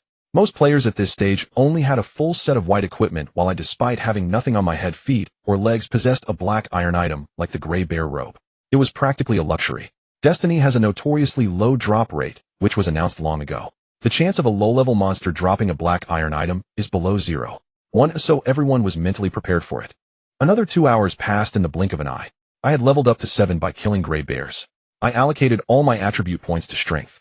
This was twofold to increase my attack power and damage output, and because as a Mystic Healer, a veritable healer, I needed high strength to boost my wrist power. Otherwise, I wouldn't be able to wield the higher-tier melee weapons later on. I certainly can't be expected to whack things with a staff. That would be a laughingstock. Checking my stats, I was indeed one of the best players below level 10. Free and unrestrained apprentice Mystic Healer, level 7 attack, 31-33 defense, 21 HP, 160 mana, 130 charm, 0. Although my attack wasn't as high as a berserker's or swordsman's, my defense wasn't as high as a knight's, and my spirit wasn't as high as a spirit mage's or other Mystic Healers. I had the unique advantage of being able to both deal damage and heal. This was what they called a lone wolf, even if I was a third-rate one. Continuing forward, due to my class and attribute restrictions, I didn't dare challenge higher-level monsters. I decided to go for level 9 monsters. Attacking monsters 2 levels above me is a good rule of thumb. One must know their limits. Looking up, it was night in the game. The moonlight was like water, casting a silvery glow over the forest, accompanied by bone-chilling bear roars. It seemed I had already ventured deep into the wild bear forest. I stopped abruptly. A new target appeared ahead. It was a wild bear with a row of sharp spikes along its back. Its name was quite intimidating, and at level 9 it was exactly the target I was looking for. Thorn Bear, normal monster, level 9 attack, 3250 defense, 15 HP, 300 skill, sharp claws. Description: the Thorn Bear is a demonized beast with exceptionally high attack power. It can also reflect 10 of the damage it receives back to the attacker. It often roams wild forests, hunting other races, including humans. Haha, this is the one. Iron sword in hand, I faced the challenge heat-in. Damn it, Lin Wainer and Dongxing, you are probably over level 14 by now. I can't keep crawling around below level 10. I need to reach level 10 and get out of this newbie village to the main city, or else I'll never have any self-respect. Whoosh! With the effect of my skill, my iron sword traced an arc and landed directly on the Thorn Bear's skull. I failed to hit its eye as the Thorn Bear was very fast, swinging its head, making the moving target too hard to track. 17. As expected, with its high defense, I couldn't do much damage. I felt overwhelmed. The Thorn Bear roared, its sharp claws raised. Swoosh! A blood-red attack trajectory descended. That was the sharp claw skill. I had to dodge it, or it would hurt a lot. My eyes were locked on the Thorn Bear's movements, predicting the attack path. I immediately pushed off the ground with my feet, leaping back 2 yards. Unfortunately, I was a bit too slow. A searing pain shot through my chest as I took the hit. 51. Seeing that damage number, I felt a wave of despair. I quickly used hemostasis to recover, while simultaneously swinging my sword to continue attacking. I could heal, but the Thorn Bear couldn't. That was my only advantage. After a few more swipes, my HP was nearly depleted. The cooldown for hemostasis was a whole 6 seconds, which couldn't keep up with the monster's attack speed. I was blocking left and right, looking quite pathetic. Luckily, just then a LV1 flashed above my head. The next hemostasis cost 10 mana points. 100. Thank goodness. Level 2 hemostasis. Excellent. Only then did I realize the terror of a level 9 monster. I chipped away at its health bit by bit, and after a full minute, I finally managed to kill this thorn bear. My luck was normal, and it dropped 3 copper coins. I picked them up, chugged a mana potion, and continued searching for the next thorn bear. Even by 7 p.m., I still hadn't received a message from Lynn Wayner. It seemed she was also busy leveling up and didn't plan to log off. That's fine. They'll just keep grinding here until I reach level 9. At 9 p.m., a flash of golden light signaled my level up. My sword-wielding mystic healer had reached level 9. All 20 attribute points from level 7 to 9 were poured into strength, maintaining my usual aggressive build. Treading over the corpses of thorn bears, I continued forward. Suddenly, a thick stench of blood hit my nostrils. Something was up. Buzz. Buzz. Flies swarmed over a pile of human corpses. On top of a large cyan boulder, a wild bear with a golden sheen was lying dozing off. Above its head floated a line of text. Thorn Bear King BOS Class Monster Level 10. Crack. The iron sword pierced into the dark mud. I sat quietly on the ground pondering for a long time. The boss of the novice village was truly rare. It hadn't been taken down by anyone yet, likely because I had ventured deep into the jungle. This Thorn Bear King was perhaps the most formidable monster in this grass dog village. Killing it would likely drop exceptional equipment, so it was an opportunity not to be missed. But how was I supposed to kill it? With my meager cloth armor and mediocre physical attack power. Gazing at the starry sky, then at the boss, I gradually calmed myself and thought it through. It wasn't truly impossible. I just had to use the terrain. The Thorn Bear King had an enormous body. Its bare legs were not particularly long, and its attack patterns were fairly predictable. Perhaps I could use the large tree hollow on the right side, hide inside it, and take down this boss. Whoosh! I stood up. Since the idea had come to me, it was time to act on it. However, just as I rose to my feet, a calm voice came from behind. Hey friend, you're not planning to take on the Bear King alone, are you? Damn, someone's here. I turned, sword in hand. 30 yards behind me stood 5 players, all between levels 8 and 10. One of them bore a captain's emblem on his arm and was a level 10 player. His ID was Striking Conqueror of Western Shu LV-10 Apprentice Swordsman.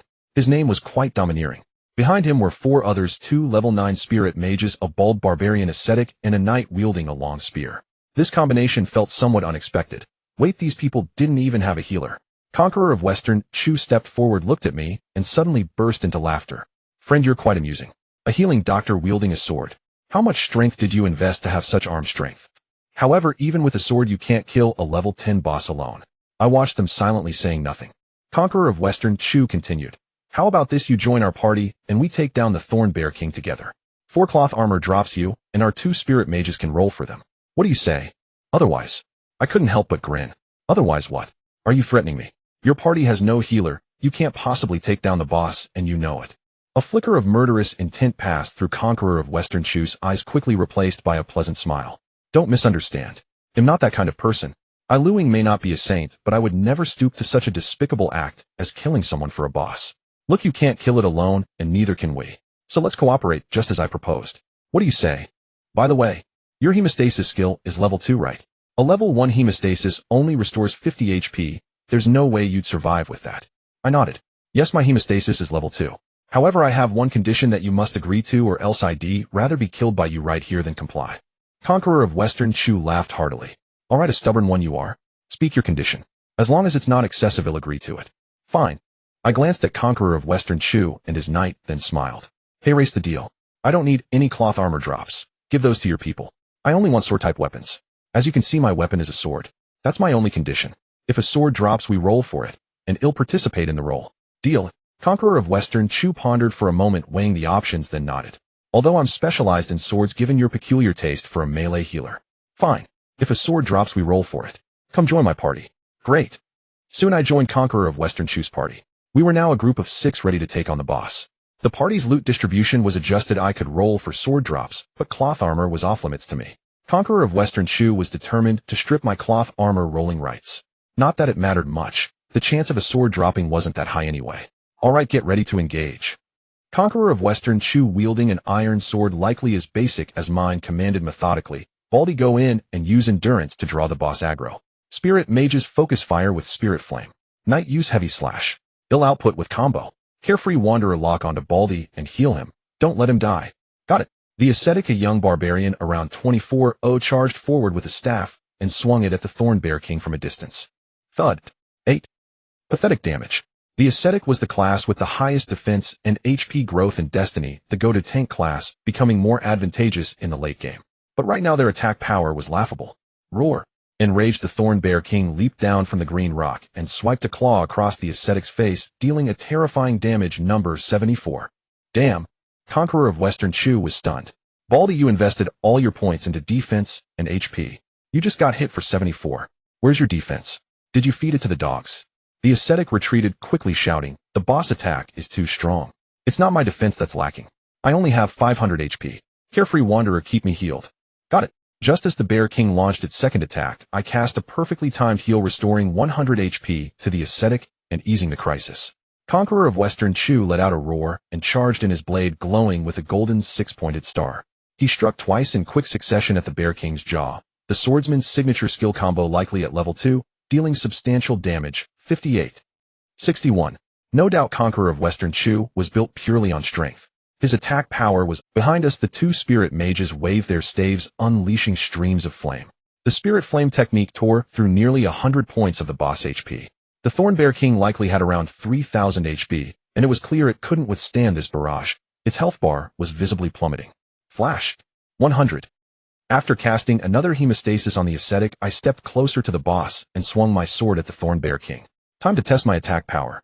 With a clang, a damage number floated up, 21. Conqueror of Western Chu was astonished. What the hell? That's some strong attack for a healing doctor. You're a real oddity. The Bear King turned and swiped, knocking the ascetic back. Conqueror of Western Chu quickly moved to cover, taking a hit that cost him 90 HP. He shouted, Carefree Wanderer, don't heal me. Keep healing the ascetic. We need to control our damage output so the boss aggro doesn't get chaotic. I nodded and continued healing. The entire boss fight was perilous, but the ascetic's defense was incredibly high, and with my hemostasis we miraculously held against the boss attacks. In less than 2 minutes the Bear King's health was nearly depleted down to no more than 7. Heh. Conqueror of Western Chu, iron sword in hand, suddenly appeared beside me, a sharp glint in his eyes. Oh no, was he planning to kill me? Bear King, time to die. The golden six-pointed star flickered on his blade as he unleashed 2 swift strikes. Another combo. One hit landed on the boss, but the other was aimed at me. Damn, was he trying to take me out while he was at it? What a beautiful dream. Rustle. My feet slid across the leaf-strewn ground as I sidestepped 2 yards. A large mist floated up. Conqueror of Western Chu's pupils contracted in shock.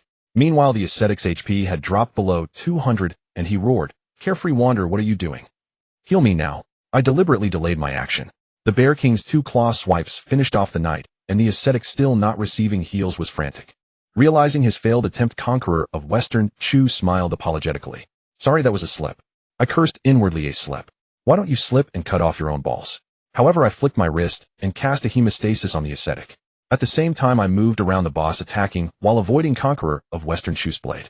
A full power swordsman's combo would leave me half dead at best. Absolutely not worth the risk. A few seconds later, the Thorn Bear King let out a final agonized cry and collapsed. Clatter. Equipment and silver coins scattered on the ground. The boss was generous, dropping silver coins directly. Seeing through their intentions, I wasn't foolish.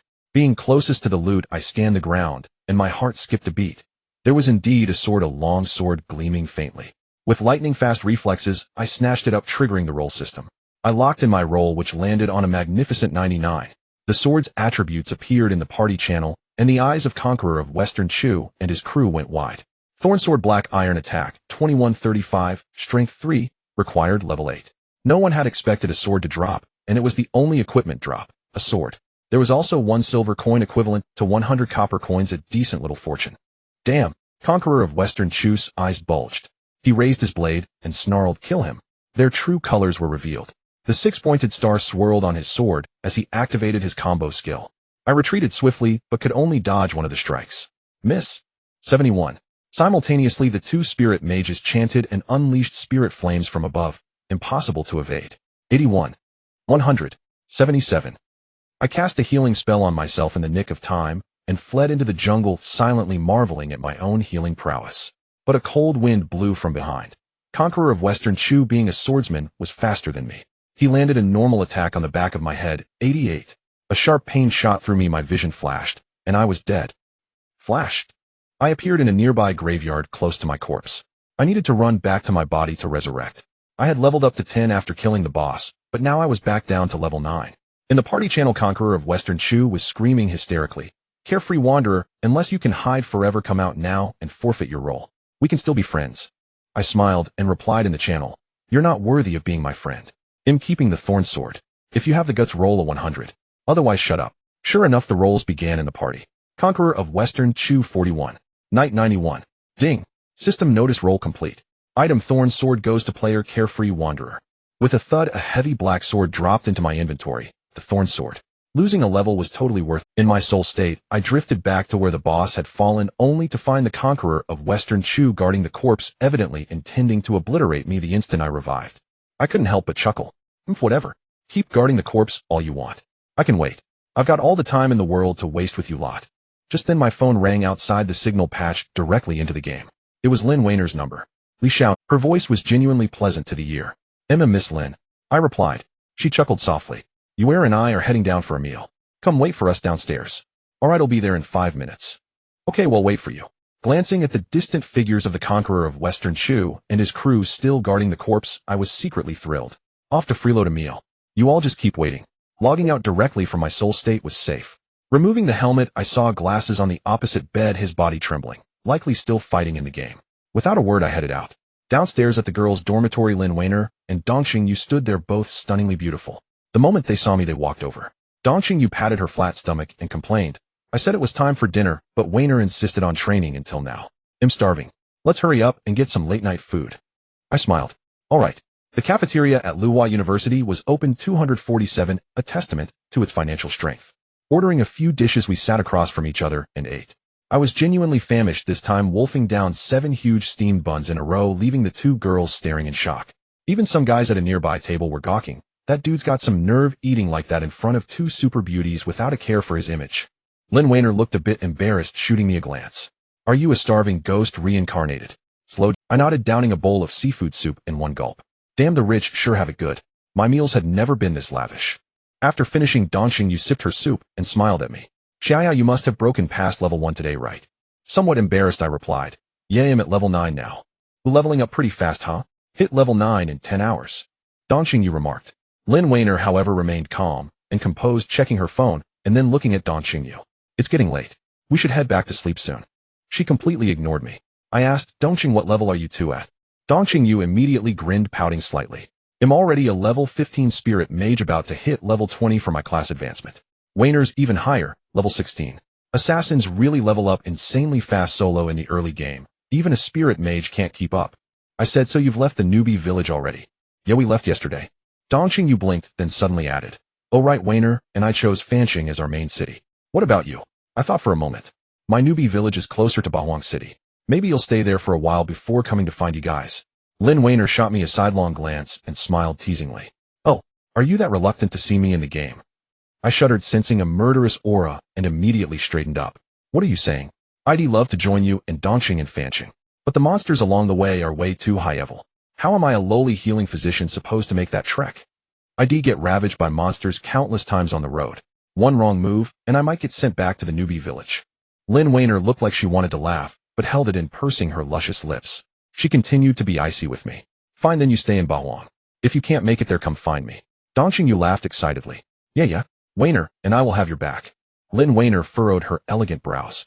Why are you so happy about that? Dongxing Yu froze, a blush creeping onto her cheeks as she quickly said, well, since we're both damage dealers, having Li Xiaoya with us would give us a healing physician. The 3 of us teaming up would definitely speed up our monster grinding, wouldn't it? Is that so? Lin Weiner's beautiful eyes held something hard to decipher as she looked at Dongxing Yu, then she gave a sweet smile. All right, then I'll take your word for it. Dongxing Yu patted her chest. Phew, that was close. What did you say? I said this soup is really good. Around 10 p.m. after seeing the 2 girls into their dormitory building, I strolled alone along the campus paths. Checking no one was around, I darted up onto the perimeter wall in a flash, sitting there quietly observing everything around me. At night, the campus was bustling. Students from within, wealthy outsiders from beyond with Porsches and Ferraris whizzing past. I waited for nearly 2 hours, only leaving at midnight, having confirmed there was no danger. No one posed a threat to Lin Weiner's safety for now. Though the game was enjoyable, I had to uphold the professional ethics of a personal bodyguard. My primary duty wasn't to play around with Lin Weiner and Dongxing Yu, but to ensure Lin Weiner remained unharmed. Sitting on the wall, I pulled out my phone and looked up Tianxin Group and Lin Tiannan. I needed to understand why the group had stirred up so much controversy and yet received such significant attention. The Hangzhou Public Security directly sending personnel to protect Lin Weiner was a clear indication of the stakes involved.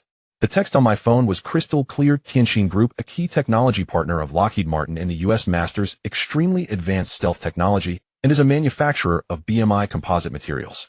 It officially broke away from Martin in 2015, and under the leadership of Chairman Lin Tiannan joined China's military industry, bringing cutting-edge military technology.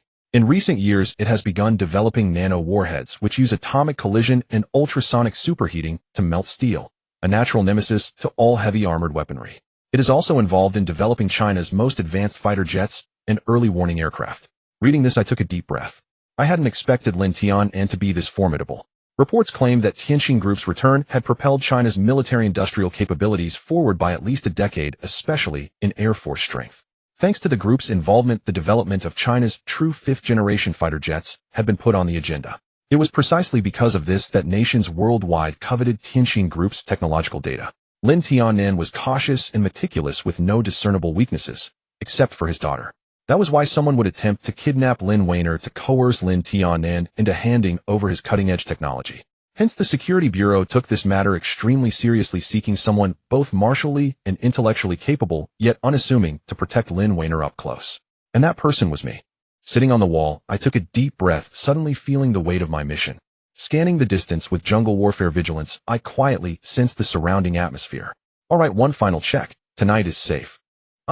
Just as I confirmed safety, a faint sound came from the garden bushes on my right. I focused my gaze and looked closely. It was a senior and a senior sister. The guy sat on a stone bench while the girl in a short skirt sat on his lap, a pair of panties, pink ones, hooked around her right leg. They were slowly moving together, not too vigorously, but there was sound. I leaped down from the wall, landing with a soft thud. Though quiet, the couple heard it.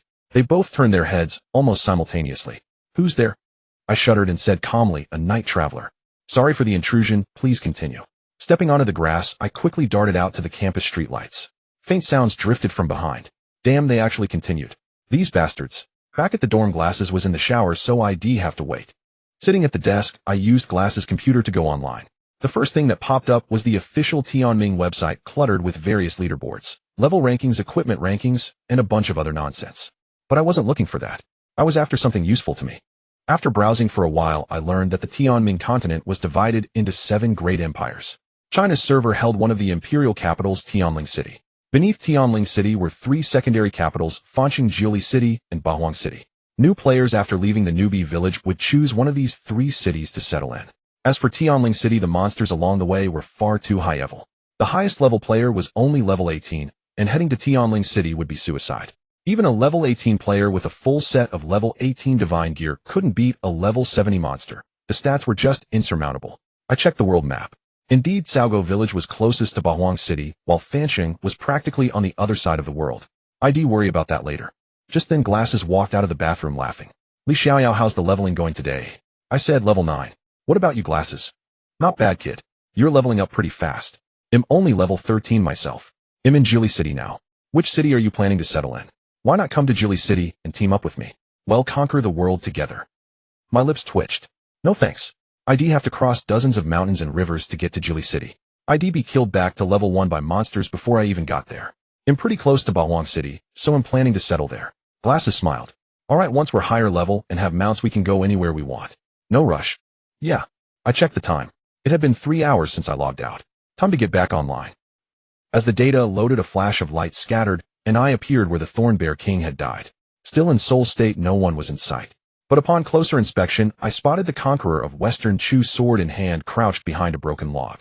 The 2 spirit mages were also hidden in the bushes. How sneaky. Were these guys really that persistent? All for a single black iron weapon. Was it worth it? Utterly shameless. Logging off, I went to sleep. Let them guard that corpse all night. The next morning, I woke up early, dressed hastily, and headed out after a quick wash. After buying 3 portions of breakfast, I stood beneath the girls' dormitory and called Lin Weiner. A few minutes later, the beauty descended, clad in a sky blue miniskirt and a blouse that strained against her proud, full figure, seemingly threatening to pop its buttons. She seemed aware of this too, so she had layered a t-shirt beneath it. I stood at the door, stealing a glance, then couldn't help but look again. She was simply too beautiful, but alas, she was my enemy. Lin Weiner glared at me. "Haven't you stared enough? I've got the breakfast. Hurry back and level up. After all, After all, you're my subordinate. If your level is too low, I'd be so embarrassed. I took a deep breath. All right, I won't let the organization down. Wait. Lin Weiner suddenly called out to me, pausing for a long moment before asking, Li Xiaoyao, I want to ask you. Did you really serve in the special forces before? I was taken aback. Why? What brought this up all of a sudden? Just curious. I don't trust Wang Xin's words. How could a special forces elite who's killed before be a shameless guy like you, always mooching off meals and game cards? She spoke while observing my expression, and seeing my awkwardness, her smile grew even sweeter. Indeed, Lin Weiner still held a grudge about me looking at her chest, and she was determined to build her joy upon my misery. Standing there awkwardly, I clenched my fists and said, believe Wang Xin or not, it's up to you. My only job is to keep you safe, miss. I'm heading back now. Lin Weiner looked at me. Oh, are you angry? Don't be so petty, will you? I turned around, flashing a bright sunny smile. Miss, you're so nosy. Lin Weiner stomped her foot in frustration. Forget it. I'm going back to level up. As Lin Weiner stomped her foot, her ample 34D bosom swayed gently, full of elasticity. I was almost mesmerized and quickly said, Miss, take care. No need to see me off. Watching Lin Weiner's beautiful figure disappear from sight, I clapped my hands and munched on a steamed bun as I walked back to the dorm. Well, it was the start of a new day's journey. Today's goal was to leave the novice village, head to the barren waste city, and join the ranks of mainstream players. I couldn't keep idling in the starter area forever. That would be far too unambitious. Back in the dorm, I logged in. Data loaded complete, entering the game. Swoosh. My vision cleared, and I was still in the wild bear forest. I looked around carefully. Good, those scoundrels from the Conqueror of the West had finally left. They probably thought I had logged off, and that waiting around was pointless. After all, they needed to level up and head to the main city too. Any grudges could be settled there. Standing beside my corpse, I chose to revive. After a flash of golden light, I stood silently in the deserted forest. I opened my bag. Good. I had dropped a few potions upon death, but all the important items were still there. I took out the weapon I valued most, the thorn sword, and thought, it's all up to you now. Equipping it, a long sword gleaming with a faint light appeared in my hand. Thorn sword, black iron tier, attack 2135, strength 3, required level 8. With 2135 attack, it completely overshadowed my old level 1 iron sword's 13 attack. Holding the thorn sword, I could clearly feel its substantial power. At the same time, my overall stats surged significantly. Carefree Wanderer, Apprentice, Healing Physician, level 9, attack 6983, defense 23, HP 180, MP 150, charm 0. An attack of 6983 was incredible. A fully strength spec swordsman of the same level would only have similar stats. With the thorn sword, my leveling efficiency would definitely be extraordinary. Carrying the thorn sword, I continued forward. I was at level 9 with 57 experience. A few more monsters, and I'd hit level 10. Then, after a quick resupply, I could head to the main city of Barren Waste City to report in. On a hillside, a level 9 thorn bear let out a low growl. I smiled slightly. Let's use you to test my sword and see just how powerful this 83-point attack really is.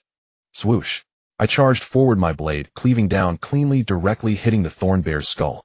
With a crack, a damage number flew up, and it didn't disappoint. 117. This was amazing. This kind of attack power was truly impressive. Before the thorn bear could even counterattack, my second strike was already falling. 114. The thorn bear was enraged, immediately raising its claws to swipe at me. Just as my body jolted, losing 37 HP, my third strike landed, and the thorn bear collapsed. Tisk tisk, this leveling speed was no joke. I picked up 4 copper coins and moved on. After slaying over a dozen thorn bears, a beam of light descended, and I reached level 10.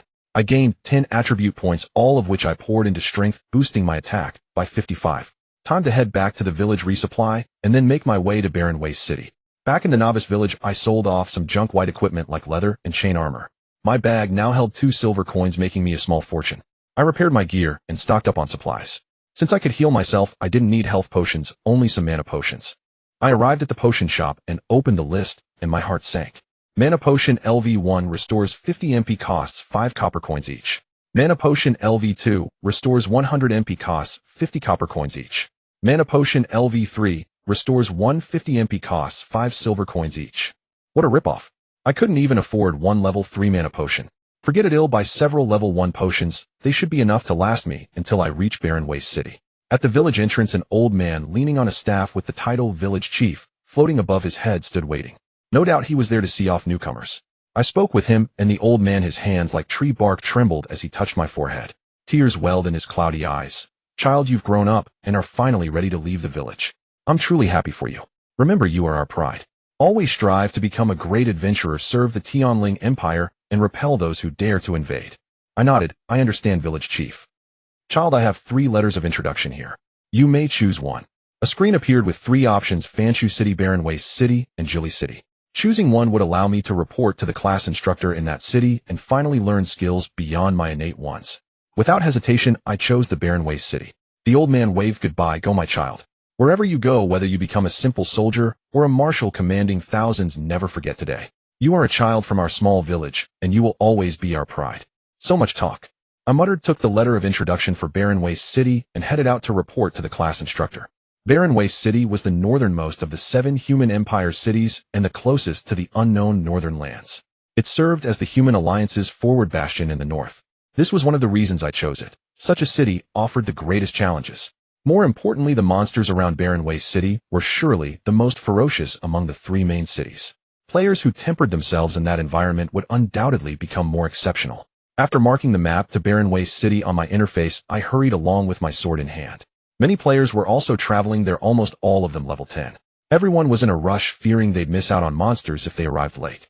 But in my judgment, the number and level of monsters around the main city far exceeded those in the novice village. The game was designed to accommodate over 100 million concurrent players, but with only 1 million in the open beta, the map's capacity vastly outstripped the current player count. They had no need to rush, or in fact rushing in would likely get them killed. Not far ahead, a warrior in gleaming white heavy armor walked alongside a female healing physician. The girl wore cloth armor and carried a staff, a classic profession.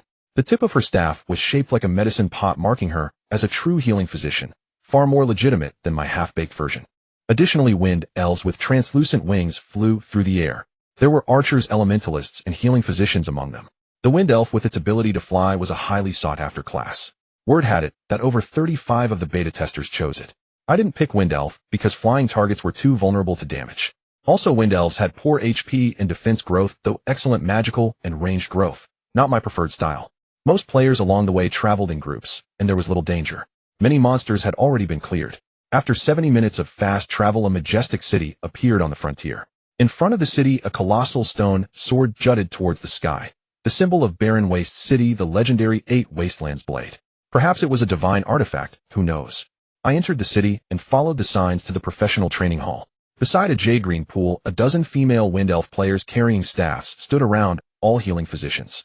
At the center was a level 50 NPC wind elf woman, the class instructor. I stepped forward, produced my letter of introduction, and said politely, "Instructor, here is my letter. I am an adventurer from Tsaogo village requesting your permission to undertake training." The instructor looked at the thorn sword in my hand, a flicker of surprise crossing her face before she said, "Very well, young one. From this moment on, you are an apprentice healing physician of Barren Waste City, for the glory of the Empire." After that, she fell silent. When I initiated another conversation, an options menu appeared, including one for learning skills. Upon opening it, only one skill was available. Poetic Thought, Inspire Courage, increasing the target's attack by 1. Requires level 10, and requires healing physician class. Learning cost 1 silver coin. A very good auxiliary skill. At level 1, it boosts attack by 1, and at level 10, that's 10. It also shows just how powerful my sword ripple skill is. A 10 attack boost is an incredibly rare skill. 1 silver coin gone. Damn, that hurt. I bid farewell to the instructor. Next up was still heading out to level, but I wasn't in a hurry to leave. There was one more thing I needed to do. I needed to take up a production profession, alchemist, to craft mana-stirring pills.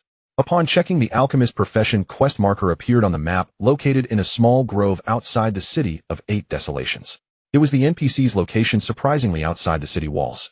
Clutching the thorn sword, I jogged out of the city gates. However, at the marked coordinates in the grove, there was no trace of the NPC, only an empty clearing. Bewildered, I stood there and quickly opened the official forum. Searching for alchemist job change, 2 posts appeared. Inquiry: where exactly is the alchemist NPC? Why can't I find him? Complaint: damn, it wasted my entire morning. The alchemist job change location isn't where the system points. In the grove north of 8 Desolation City, there are at least 11 coordinates where this NPC randomly spawns, changing every 15 minutes. It's ridiculous. A sense of relief washed over me. Not here, then I'll search elsewhere. Circling the grove, I spent nearly 10 minutes before spotting a middle-aged NPC alchemist, Fei, dozing beneath a ginkgo tree. I approached and said politely, "Hello, I wish to become an alchemist."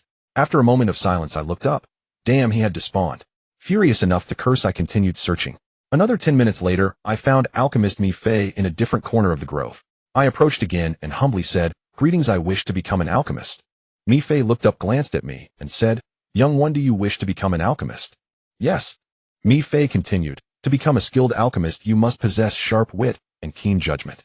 Answer my 3 questions correctly, and I will grant you a trial. Succeed in the trial, and you shall receive the alchemist certification. All right, please ask. Mi Fei twirled his little mustache and chuckled. In this world, what kind of cart cannot move an inch? I pondered. This was a riddle. After a few seconds, I answered, a windmill. Correct. Next question, can you cover the sky with a single leaf? I replied, cover your eyes with the leaf and the sky is hidden. Mi Fei asked the final question. A caterpillar needs to cross a river, but there's no bridge. How does it cross? After thinking for a long while, I said, it transforms into a butterfly and flies over. Hey, not bad.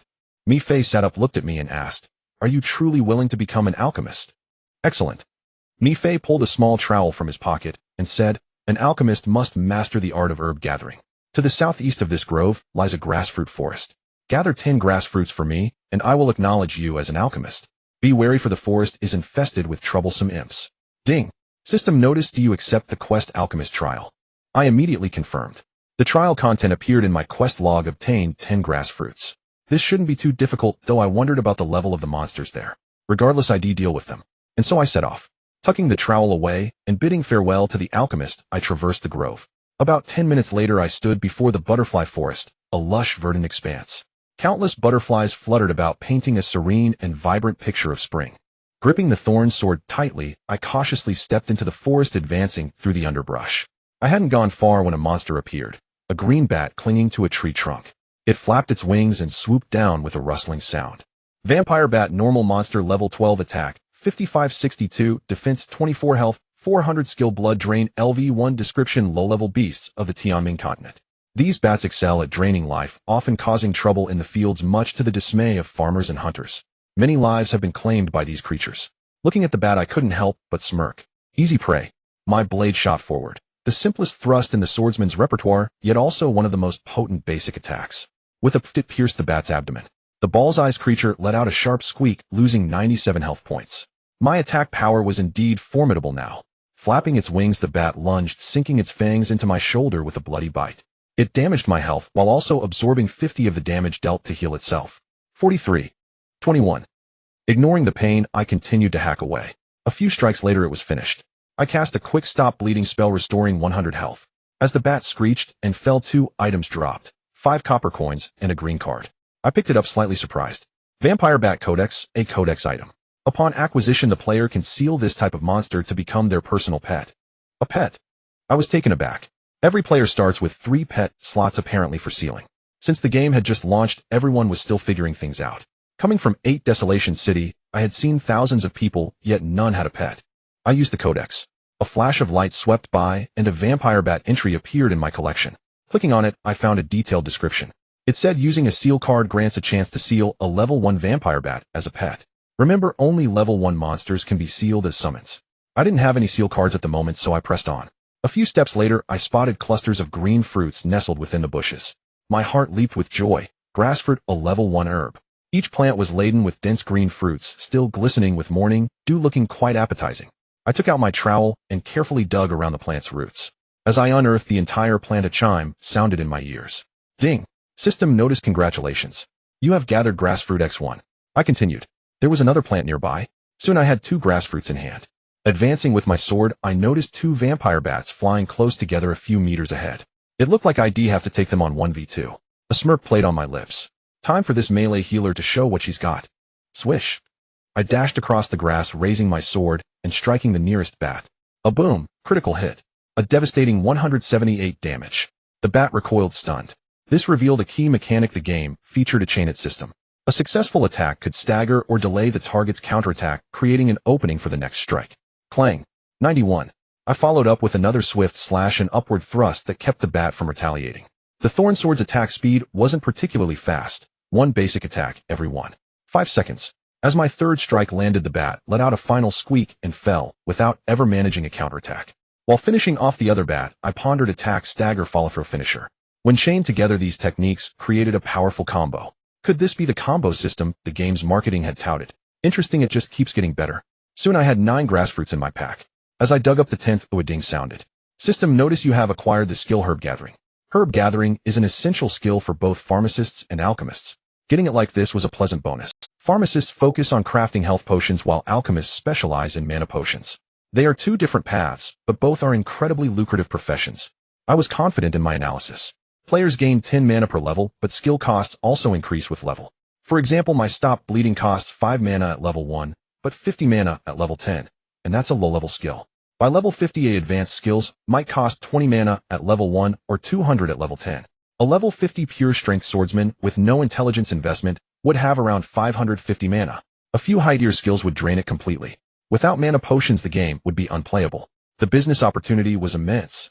My current savings were 8,000 renminbi, but I couldn't touch them. They were earmarked as startup capital for the future Dragon Slayer Guild, and I also needed to send my sister money for her university fees every month. Life was tough, though I needed a way to get rich. Alchemy was my ticket to wealth. I was determined to keep my alchemy skill maxed out, even if it meant lagging behind in level. Back in the grove, I found alchemist Mi Fei again and submitted my 10 grass fruits. "Ah, wise young one. You have completed this arduous trial. From this moment forth you are an alchemist of wisdom and courage. You will traverse the heavens and the earth, dive the seas, and scale the mountains, seeking the most mysterious corners of this continent to gather the rarest herbs and concoct the most precious pills." Mi Fei placed a hand on my shoulder. A halo of light descended, and the title Apprentice Alchemist appeared beneath my name. A new skill, alchemy, materialized in my skill list. Not bad at all. My journey of self-reliance had begun. Mi Fei looked at me and continued, "Now you are a proud alchemist. But, hey young one, since you're an adventurer of 8 Desolation City, why haven't you gone to the City Lord to claim your city emblem?" City emblem. I was stunned. Oh, what a naive lad. Mi Fei rubbed his forehead and said, "As an adventurer of 8 Desolation City, you can go to the City Lord's mansion and get certified. He'll give you some small gifts." What a... I turned and dashed off. Damn it, none of the game guide's ID read mentioned this. How was I supposed to know? Probably only a handful of players in the entire city knew about this hidden feature. Outside the gates of the 8 Desolation City, players were everywhere, slaying blood-sucking bats and other monsters. The city entrance was crowded with players peddling their wares. Even a plain level 10 white robe was being bid up to 5 silver coins. Who knows what kind of wire was crossed in their heads? What real use was a robe with 5 defense? Early game silver was precious, better to spend it on potions for leveling. The pharmacy, blacksmith, and trainer were all crowded with people. But further ahead, the road leading to the City Lord's mansion was eerily quiet. Only I, with my sword in hand, hurried along. It seemed everyone was busy leveling, and no one had the time to visit the City Lord. I ascended the blood-red steps to the main hall, flanked by soldiers clad in black iron armor. Within the grand hall, a formidable general stood holding a great sword. He was none other than the number 1 of the 8 Desolation City. He was also a regional lord, the ruler of one of the 3 secondary main cities in the Chinese region. One could say he was a top-tier official. I approached the City Lord and spoke respectfully. "City Lord, I request to join the 8 Desolation City and become one of its adventurers." The City Lord, with his thick beard and hand resting on his sword hilt, scanned me with his gaze and said, "Young one, are you truly willing to become a part of our city and share our fortunes and fates?" I nodded, "Yes, my lord." "Very well, come forth. May the glory of the Holy Alliance be with you." With a clap, his armored hand landed on my shoulder. The City Lord's strength was truly formidable. My frail healer body trembled under the pressure, and a chime echoed in my ears. Ding. System notification. Congratulations. You have successfully joined the 8 Desolation City and become an adventurer. You are granted the right to use the city's return scrolls and have received the city's emblem, Bloodkill 8 Desolation. Swoosh. A crimson warblade emblem materialized on my shoulder, a mark of the 8 Desolation City players. This was also a city buff. Bloodkill 8 Desolation increases the wearer's attack and defense by 3. Tisk. Choosing the 8 Desolation City was definitely the right call. I wonder what the emblems for Fanshu City and Jili City do. I'll have to ask Lin Weiner and Dong Qingyu about that later. Registration complete. I immediately turned and headed out. Just as I reached the city gates, one of the many vendors suddenly called out, buying a blood-sucking bat codex. Bring your price if you have one. A blood-sucking bat codex. I checked my bag. I had killed 20 blood-sucking bats, and indeed 2 codexes had dropped. I used one for myself and kept the other in my bag. So I walked over to the player who was buying. He was a young man around 20 years old, with the ID New Moon Merchant No. 4. He was a level 13 player. Quite a distinctive ID. I approached him and said, "Merchant, what do you plan to do with this blood-sucking bat card?" The merchant chuckled, "That's a trade secret." I pointed my finger straight at his nose. "Don't feed me that. You're planning to steal a blood-sucking bat and sell it as a pet in the city, aren't you?" The merchant was stunned. You actually guessed it." I glared at him. Anyone could figure that out. "I have a blood-sucking bat codex right here. How about you make me an offer? If the price is right, I'll sell. If not, I'll just use it myself and go steal a bat to sell." Hey, they say business rivals are natural enemies, and I'm a merchant myself. I didn't really want to sell this codex. Upon hearing I had a codex, the merchant's eyes lit up. Brother, you really have one. Our team of 30 has been killing blood-sucking bats for 4 hours without a single codex drop. What kind of luck is that? I was secretly shocked. This drop rate. Am I really that lucky? I pulled out the codex and waved it saying, see this the one. It really is. Bro, how much are you selling it for? Sell it to me, let's be friends, you're my best bro. Stop with the flattery. Just name your price. The merchant nodded and held up 5 fingers, 50 copper coins. I smiled slightly. We'll be off to level then. Hey, wait. He hastily grabbed my arm. Let's not be hasty. If you're not happy with that price, we can negotiate. I laughed and held up 5 fingers. I meant this price. You don't mean 5 silver coins, do you? The merchant was stunned. I nodded. That's right, 5 silver coins. Your team of 30 is killing bats, each of you making at least 1 silver an hour. That's 30 silver an hour, and you still haven't gotten a codex. I'm only charging you 50 silver for this because you seem like a handsome and dashing fellow. So deal or not? If not, I'm leaving. The merchant was hesitant, but my resolute attitude broke his defenses. He nodded. 5 silver coins it is. Come on, let's trade. The trade was completed and 5 silver coins were in my pocket. I laughed heartily. All right, I'm off. See ya. I immediately diverted to the general goods merchant and browsed through the wares. I found a few essential items. I had already checked the alchemy list. LV1 Chawa pill restores 50 mana. Requires Chawa X3, a empty bottle X1. LV2 Enya pill restores 100 mana. Requires Enya grass X4, Xingshan water X2, alchemy furnace X1. LV3 Qixing pill restores 200 mana. Requires Qixing grass X3, a Xingshan water X3, a alchemy furnace X1. Empty bottles and alchemy furnaces were consumables for alchemy. I bought 100 empty bottles, which would be enough to craft 100 Chawa pills and level my alchemy to 2. Each bottle cost 2 copper coins, totaling 2 silver. The furnaces were 20 copper each, so I got 10. Then I bought 2 seal cards at 1 silver each. That was all my money. Man, being broke in the early game really sucks. Exiting the east gate of the 8 Desolation City, a sun-drenched jungle came into view. Qingyu Forest, a woodland that surrounded the entire city, was teeming with low-level monsters, mostly light beasts and insects. These creatures posed little threat to players, making it a leveling paradise for levels 10 to 20, and my personal gold mine. Sword in hand, I entered the Qingyu Forest, treading upon a carpet of vibrant flowers and grass. My first task was to gather Chawa and get my alchemy to level 2. The level 1 Chawa pill only restored 50 mana, equivalent to 5 of my hemostasis spells. With a 30-second cooldown on potions, it just wasn't enough. I needed the level 2 Enya pills. In the forest, Chawa plants were scattered around, but I had to kill the blood-sucking bats to harvest them. I didn't mind, I could level up while I was at it. Crack! The blood-sucking bat shrieked as it fell to the ground, and a golden light washed over me. The level 11 sword healer had arrived. With each bat I killed, I was observant. If a level 1 blood-sucking bat appeared, I would have to seal it. In a time when no one had pets, yet any pet would fetch a sky-high price. Even a bat with crappy stats could sell for a lot of money. I absolutely had to get one. Unfortunately, luck wasn't on my side. Not a single level 1 blood-sucking bat appeared. After more than an hour, I sat alone under a tree in the forest and opened my alchemy interface to start crafting. When all 100 empty bottles were used up, a ding sounded. My alchemy had reached level 2. I stood up, checked my level 12, and continued deeper into the forest. My next target was Enya grass, the essential material for level 2 pills. Ahead lay a dense coniferous forest with clusters of Chawa plants scattered in the grass. But I had no interest in them. I pushed forward a few dozen meters, and my eyes lit up. At the base of a tree, I spotted a plant gleaming with silver light. It was exactly what I was looking for, the Enya grass. Excellent, I found it easily. I stepped forward with my sword, laughing. Just as I was about to harvest it, a bird's cry came from the trees above, and a streak of silver light shot down. Thud. Blood splattered from my forehead. Damn it, I'd been ambushed. 71. It was a small, entirely silver bird. Despite its small size, its attack was incredibly fierce. Its beak looked plated with silver, and its strikes were painful. Silver feather bird, normal monster, level 15 attack, 5580 defense, 19 HP, 550 skill, plume strike. Description: the silver feather bird, one of the guardians of the Qingyu Forest. These metallic birds possess incredible speed and powerful attacks. They guard the Enya grass in the forest, earning the hatred of countless herbalists. I put force into my sword, and because the target was a flying monster, I brought my blade down with all my might. Squelch! I slashed away 112 HP from the silver feather bird. This thing had high attack, but low defense.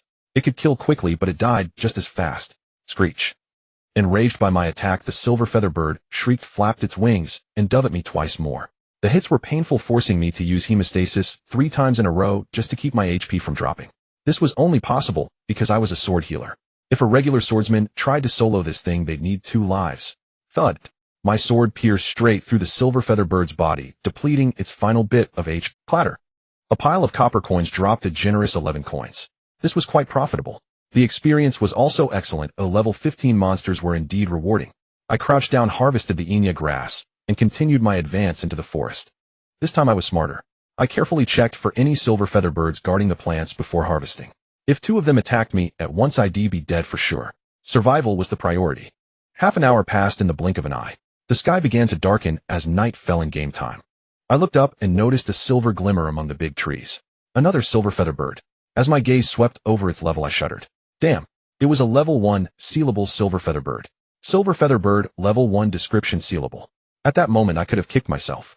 A level 1 monster was such a rare sight. Unfortunately, my codex only listed the blood-sucking bat, not the silver feather bird. What was I to do? Standing beneath the tree, I hesitated for a long while, then wiped my tears and walked away. I wouldn't kill it.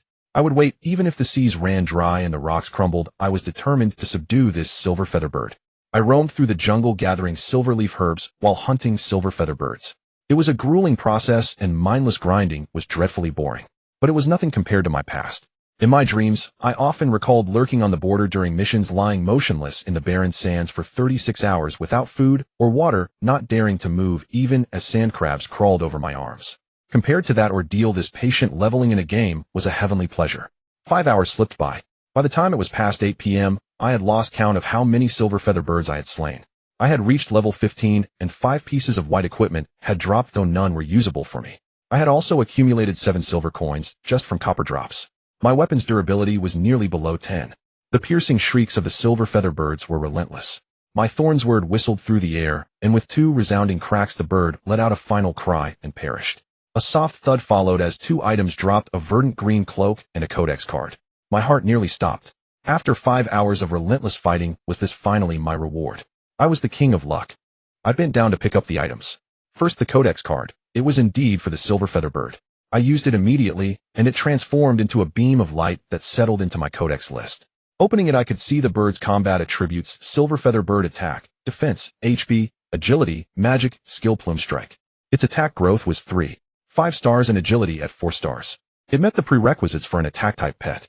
In the early game, this was likely the best attack pet available. True, its defense and magic were lacking, making it vulnerable to both physical and magical attacks.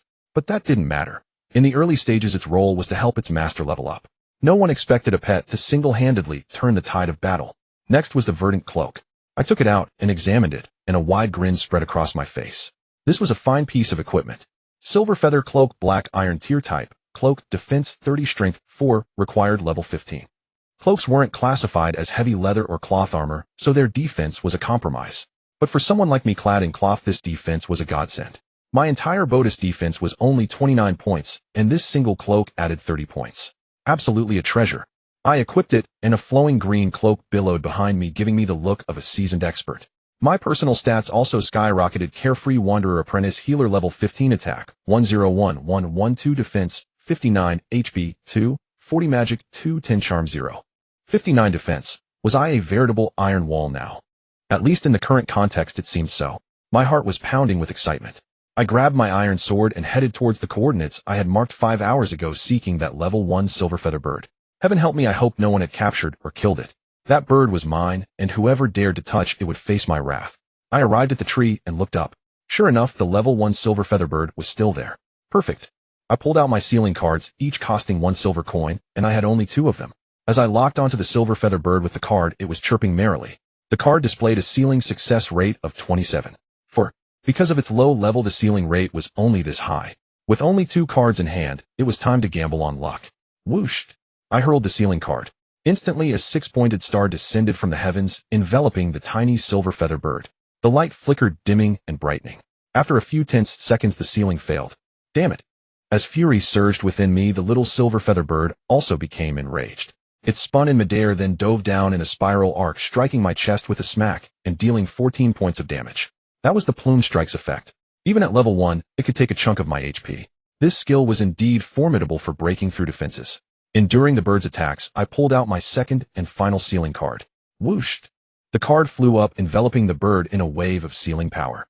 The little creature struggled fiercely, nearly being sucked into the magic array several times, only to break free at the last moment. In those final seconds my palms were slick with sweat. I prayed desperately, little bird, please submit soon. They'll treat you to rice from Subei Huayan. Finally, it seemed my prayers were answered.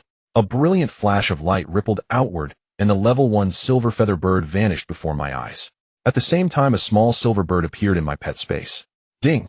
System notification, congratulations. You have successfully sealed a silver feather bird. As the third player to successfully seal a pet, you have been awarded 2,000 experience points and 1 point of charm. Whoosh! A golden light rose, and I leveled up to 16. Sealing a pet even gave experience, and I finally got a point of charm. I didn't know what it did, but it had to be good. I opened my pet list and pulled up the silver feather bird stats. It looked quite formidable. Silver feather bird, level 1 attack, defense, HB, agility, magic skill, plume, strike, excellence 47. I was slowly beginning to understand. The star ratings were the same for all of them, but individual birds differed. For instance, this one had 47 excellence, indicating its quality relative to other silver feather birds. But what exactly did 47 excellence mean? Perplexed, I opened the forums to look up pet excellence. And there it was. Excellence determines the fluctuation of a pet's attributes. Generally, a pet's current attributes are its base attributes multiplied by 1 excellence. This means a pet's excellence determines its overall quality. I understood now. My silver feather bird's actual attributes were 147 times its base attributes. This raised another key point. A pet with 100 excellence would have actual combat attributes that were 200 of a same level pet with 0 excellence. My god, pets with low excellence were just not viable. I re-evaluated the silver feather bird before me. It was only slightly below average. My initial fervor about sealing a mythical beast pet was doused. Find my thorn's word was nearly worn to nothing. I needed to head back to town for repairs and supplies. My bag was also full of silverleaf herbs. As for this silver feather bird, I didn't plan on training it. Not because I looked down on it, but because I was broke. I had to sell it to fund my alchemy skill. Town return scrolls cost 1 gold coin, each a fixed price. Too expensive. I'd have to run back. I sprinted all the way back to town, entering the city of Baoan. I got my weapons and equipment repaired. The Northgate Plaza was bustling with activity. Many players were setting up stalls, their shouts filling the air with various advertisements. Selling a level 9 white quality cloth chest armor. 40 defense. A must-have for knights, swordsmen, and ascetics. Only 1 silver coin. Don't miss out while you're passing by. Selling large quantities of grassfruit pills. Only 4 copper coins, each cheaper than the NPC merchant. Buy 1 for your nurse, girlfriend, young hero. Essential for mana. Even if you don't have a girlfriend, buy 1 for someone else's. Selling a level 5 black iron dagger. Attack 12, 15, 1 agility. Assassin players, come check it out. Selling cheap, name your price. Anyone offering less than 20 silver coins get lost. I checked my bag. I didn't have much to sell. So I bought some alchemy furnaces, crafted 50 level 2 blue pills, and put them on my stall at 40 copper coins each, just undercutting the NPC price. Then I summoned my silver feather bird, displayed its stats, and shouted at the top of my lungs, freshly sealed pet. A silver feather bird specializing in attack and agility with the plume strike skill. The absolute king of attack pets. First come, first served. Name your own price.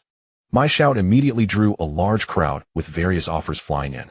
A level 11 warrior dressed in all white gear said, "Buddy, will you take 80 copper coins?" Another player, a level 15 healer girl, swayed her hips and said, "Handsome, I want it. They'll give you 40 silver coins. That's a sincere offer. Sell it to me. Do you have a girlfriend? If not, how about me?" The crowd burst into laughter. I stood there awkwardly. She looked like a beast, or I wouldn't take her even with a 100 excellence silver feather bird. Offers kept coming in, but no one went above 1 gold coin. It was probably because it was the early game and everyone was spending money on potions. Monsters only dropped a few copper coins, making it incredibly hard to scrape together 10,000 copper. My asking price, however, was at least 5 gold coins. Anything less was a no-go. After waiting for nearly 20 minutes, a young gunslinger finally walked over. Black light shimmered on his arm. Those were black iron leather bracers. He was level 18, with the ID Little Pig Runs Fast. A real big spender had arrived. When Little Pig Runs Fast saw my silver feather bird, the heat in his gaze was unmistakable, but he quickly masked it. This was a seasoned player preparing to haggle. I also lowered my head and smiled slightly. "Friend, what are you interested in?" "This silver feather bird. What's your absolute lowest price?" "Give me a real number." Little Pig Runs Fast said. I licked my lips. This is a hot commodity. My asking price is 5 gold coins. I want sell for a copper less. In the early game, having a pet like this will drastically speed up your leveling. You know this as well as I do. This pet is definitely worth the price. Little Pig Runs Fast nodded. Yeah, I understand. Wait a moment, my boss is on his way. Okay. Soon a level 18 swordsman wielding a sharp sword rudely shoved his way through the crowd and came straight to my stall. He laughed heartily. Haha, so there really are pets in Baoan City. Haha, my luck is great today. I'll take it. I said 5 gold coins, boss. 5 gold coins. That's highway robbery. The man was stunned, then he looked at me and growled, "Damn, it's you." I looked up and was also startled. Before me stood Shichu the Conqueror, my old enemy. Whoosh! I packed up my stall and grinned. "I'm not selling anymore." "Hey, wait." Little Pig runs fast hurriedly stopped me. "Buddy, don't let a little grudge ruin a business deal. My boss really wants this pet. You agreed on 5 gold coins, so let's just stick with 5 gold coins." I raised an eyebrow, leaned against the city wall, crossed my arms and smiled. "If it's for this, Shichu the Conqueror, the price is 20 gold coins. Not a single copper less. You decide. 20 gold coins. What kind of ridiculous price is this?" The overlord of the Western Shu was furious, but he didn't overreact, clearly showing how much he wanted this silver feather bird. Beside him, Little Piggy runs fast whispered, "Brothering, we have to buy it. You said that if we want to make a name for ourselves in the 8th Desolation City, we need to stay ahead of everyone else. Look, we have the numbers, the gear, and the levels, but we lack pets. Not a single player in the entire city has one. If we buy this silver feather bird, we'll be the first in 8th Desolation City to own a pet." The overlord gritted his teeth. But 20 gold is way too expensive. That guy is clearly trying to rip us off."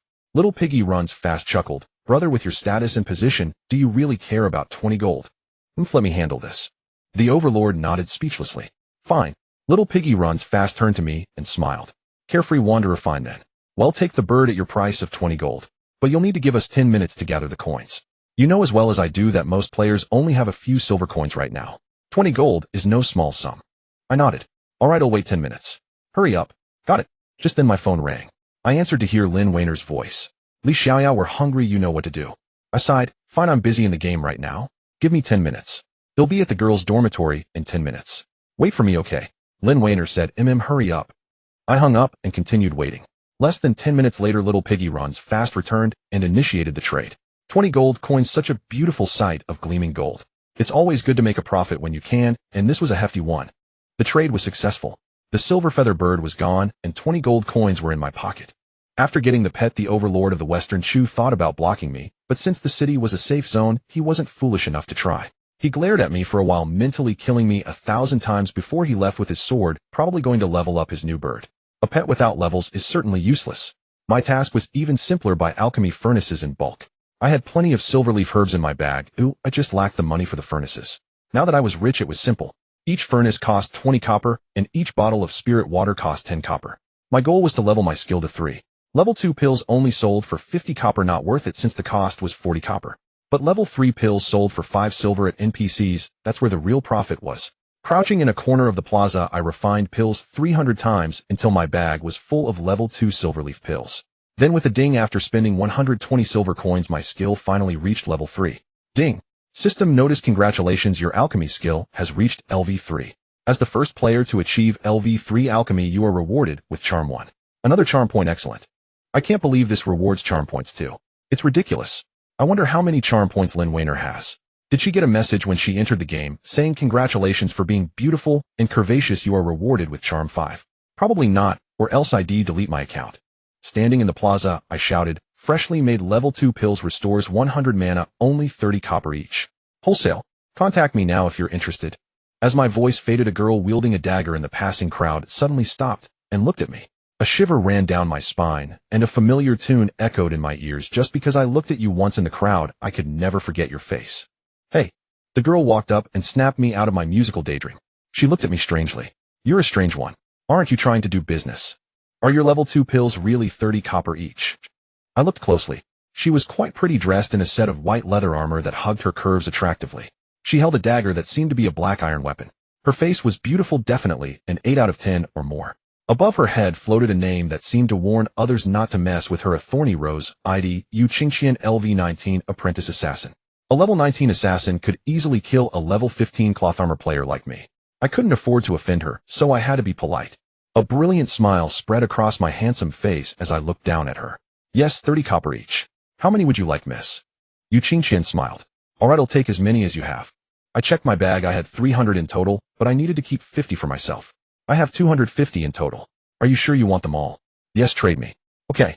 I opened the trade window and put in 250 potions while Yu Qingqian quickly added 75 silver coins. She gave a sweet smile. Thank you.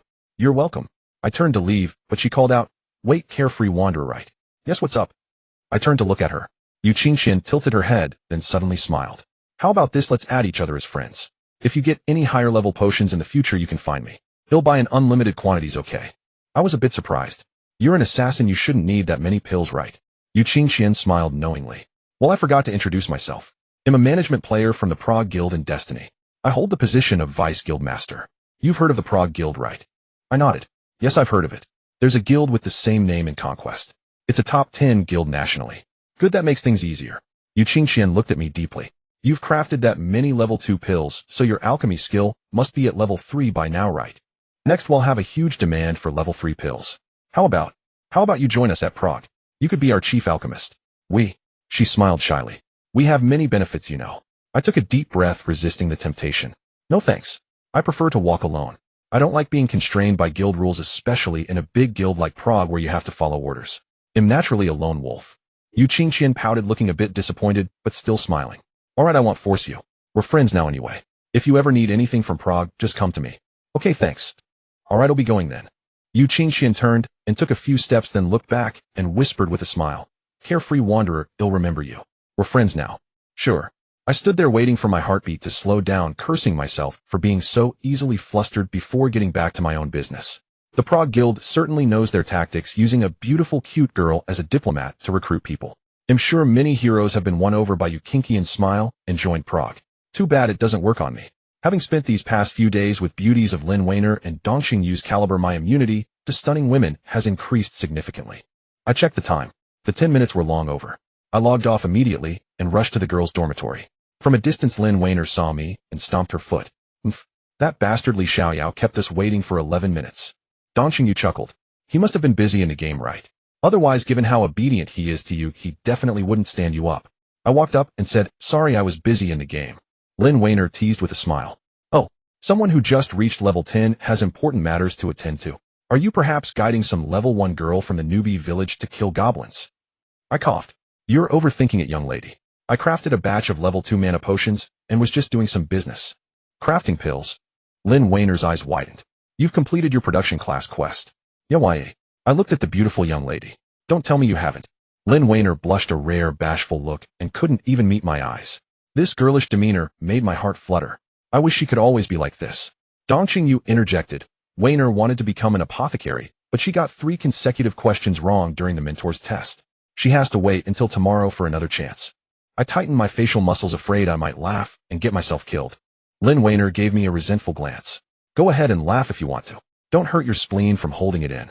I wiped my eyes. No, I think you're incredibly smart. The system must have had a bug for you to get them wrong. That's what I said, it must be a bug. Dongxing Yu sighed. Ugh, I think my IQ is dropping just by being around you two. Let's go eat. A table full of delicious food, the 3 of us sat around it. Li Xiaoyao, what are the monsters around 8 Desolation City like? Any interesting ones? Lin Weiner looked at me and added, oh, I'm not asking about monsters above level 15. Just those below. I know you definitely can't handle level 15 monsters. My mouth twitched. Actually, I'm already level 15. Dongxing Yu's mouth fell open. Wow, you level up fast. It's only been a short while, and you're already at 15. I smiled and continued. I haven't been to Jili City or Fanshu City, but I imagine they're similar. The unique feature of 8 Desolation City should be its city emblem, right? Bloodlust over 8 Desolation increases attack and defense by 3. Huh, there's a city buff. Lin Weiner's tempting lips parted in surprise. I was shocked.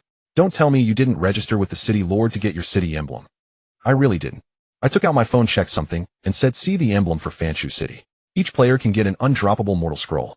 The effect of the mortal scroll is to absorb online time energy and convert it into experience for the player. I'd say players in Fanshu City are the fastest levelers among the 3 main cities. Lin Weiner silently buried her head in her food. I'm going to get that mortal scroll as soon as we get back. That explains why that barbarian knight we killed earlier had a book floating on his arm. Dongxing Yu. Morning. In the bustling East Gate Square of the 8 Desolation City, I passed by carrying my newly repaired thorn sword. I had to reach level 18 this morning and level 20 as soon as possible to complete my class advancement. Only after advancing could I learn professional skills. For instance, an apprentice mystic healer could only learn hemostasis and poetry, but after advancement, they could learn skills like life healing and stasis removal. Life healing in particular could restore 150 HP at level 1 and 300 HP at level 2, making it 3 times more potent than hemostasis. After leaving the city gates, I checked the map. I couldn't just level up aimlessly. While training, I also needed to gather level 3 herbs to refine level 3 pills. A level 3 potion from the alchemy skill could restore 200 mana, whereas a level 3 blue potion, sold by NPCs, only restored 150 mana and cost 5 silver coins. Thus potions produced by alchemy were in high demand. I had to seize this opportunity. Judging from Yukinkian's reaction, no one in the entire 8 Desolation City had reached level 3 in alchemy yet. I might be the first. Indeed, being ahead means business opportunity. 7-star pill restores 200 mana. Ingredients: 7-star grass x3, a refreshing water x3, a alchemy furnace x1. This level 3 pill's main ingredient, 7-star grass, grows on the fringes of the Qingyu forest. There's a small valley called 7-star Valley, which likely holds the most 7-star grass. It's about a 30-minute journey from the main city. Most players wouldn't bother going that far, and even if they did, they'd go in groups. A lone player would likely meet their doom, unable to withstand the high-level monsters. A gentle breeze rustled the leaves of the forest. I walked along the path, checking my equipment. At level 16, with 250 HP and 117 attack, I should be able to brave the 7-star valley alone. Along the way, I avoided the level 15 silver feather birds. The thorn sword hung behind my back, hidden within my cloak. It looked somewhat comical, a cloth-armored mage carrying a heavy sword. Truly laughable. After more than 20 minutes, I looked up and saw a verdant valley entrance in the distance. The map indicated 7-star Valley. I had arrived. Just as I was about to draw my sword and charge forward, I heard voices from the jungle on the other side. We've reached the 7-star Valley. Everyone stay sharp. This is our first group activity. Don't mess this up. People. I must avoid them. I leapt into the bushes nearby. Sure enough, a group of 10 emerged from the forest. The leader, carrying a long sword and clad in dull gray armor, was someone I recognized. Shichu Ba Wang, an apprentice swordsman, LV-19. The others behind him seemed to be his men, including Little Pig Run Fast. There were also 2 wind elf archers flying 20 yards above the ground, warily scanning their surroundings. I held my breath and remained silent. On Shichu Ba Wang's shoulder fluttered a silver figure. It was a silver feather bird, already level 16. Pets leveled up quite fast. Little Pig, are you sure there's a boss in this 7-star valley? Shichu Ba Wang asked. Little Pig Run Fast nodded, yes boss. At 6 a.m. today, a friend of mine got one-shot by the boss here. The monsters in the 7-star valley are very high level. We need to be careful. Also, we might have too few mystic healers with us. Oh, Shichu Ba Wang glanced at the 2 girls beside him and said 2 nurses aren't enough. Little Pig Run Fast smiled wryly. Well, how should I put it? Killing a boss demands a lot from mystic healers. Hemostasis must be cast precisely to counter incoming damage or well suffer casualties. I watched your last PvP video. That carefree male healer Xiao Yaozi's his hemostasis timing was impeccable. If our 2 lovely nurses had that kind of control, killing this level 20 silver boss would be a piece of cake. Shichu Ba Wang snorted, anger flashing in his eyes. Don't mention that Xiao Yaozi's eye. Damn it, if I ever see him again, I'll skin him alive. He stole the thorn sword. That's a 35 attack sword, and mine is only 21. Little Pig Run Fast mused, boss, if our guild Xiong Ba Feng Yun wants to make a name in the 8 Desolation City, we need to recruit potential players like Xiao Yaozi's eye. He might not be a top-tier expert, but he has the potential to grow. You know, guilds like Prague and Dragon Soar have already set up here. We have plenty of rivals. Our original 200 members are nowhere near enough. Shichu Ba Wang nodded. I know. They'll keep that in mind. But that Xiao Yaozi's eye, I will definitely kill him. Just you wait. Little Pig Run Fast. The group entered the valley.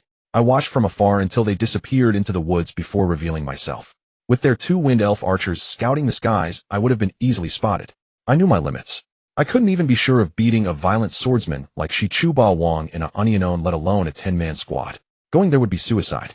I waited a full 10 minutes before advancing into the 7-star valley with my thorn sword. The valley map was quite large. I could just avoid them and gather 7-star grass.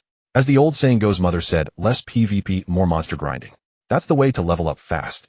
I stepped over a pile of rubble into the valley mouth. Craning my neck, I saw the entire 7-star valley filled with chilling winds and numerous high-level monsters. About 10 yards away, there was a wolf-like creature circling restlessly. It was a huge wolf with grass-red fur and a high level. Wild Plain Wolf, normal monster, level 18, attack 77100, defense 30, HP 500, skill Claw Rend, LV2. Description: Wild Plain Wolves are beasts that inhabit the wilderness, often attacking humans and livestock. Despite frequent military crackdowns by the 8 Desolation City guards, they remain rampant in the surrounding areas. Looking at its stats, my heart trembled. I didn't need to fight this one. Let me avoid it for now.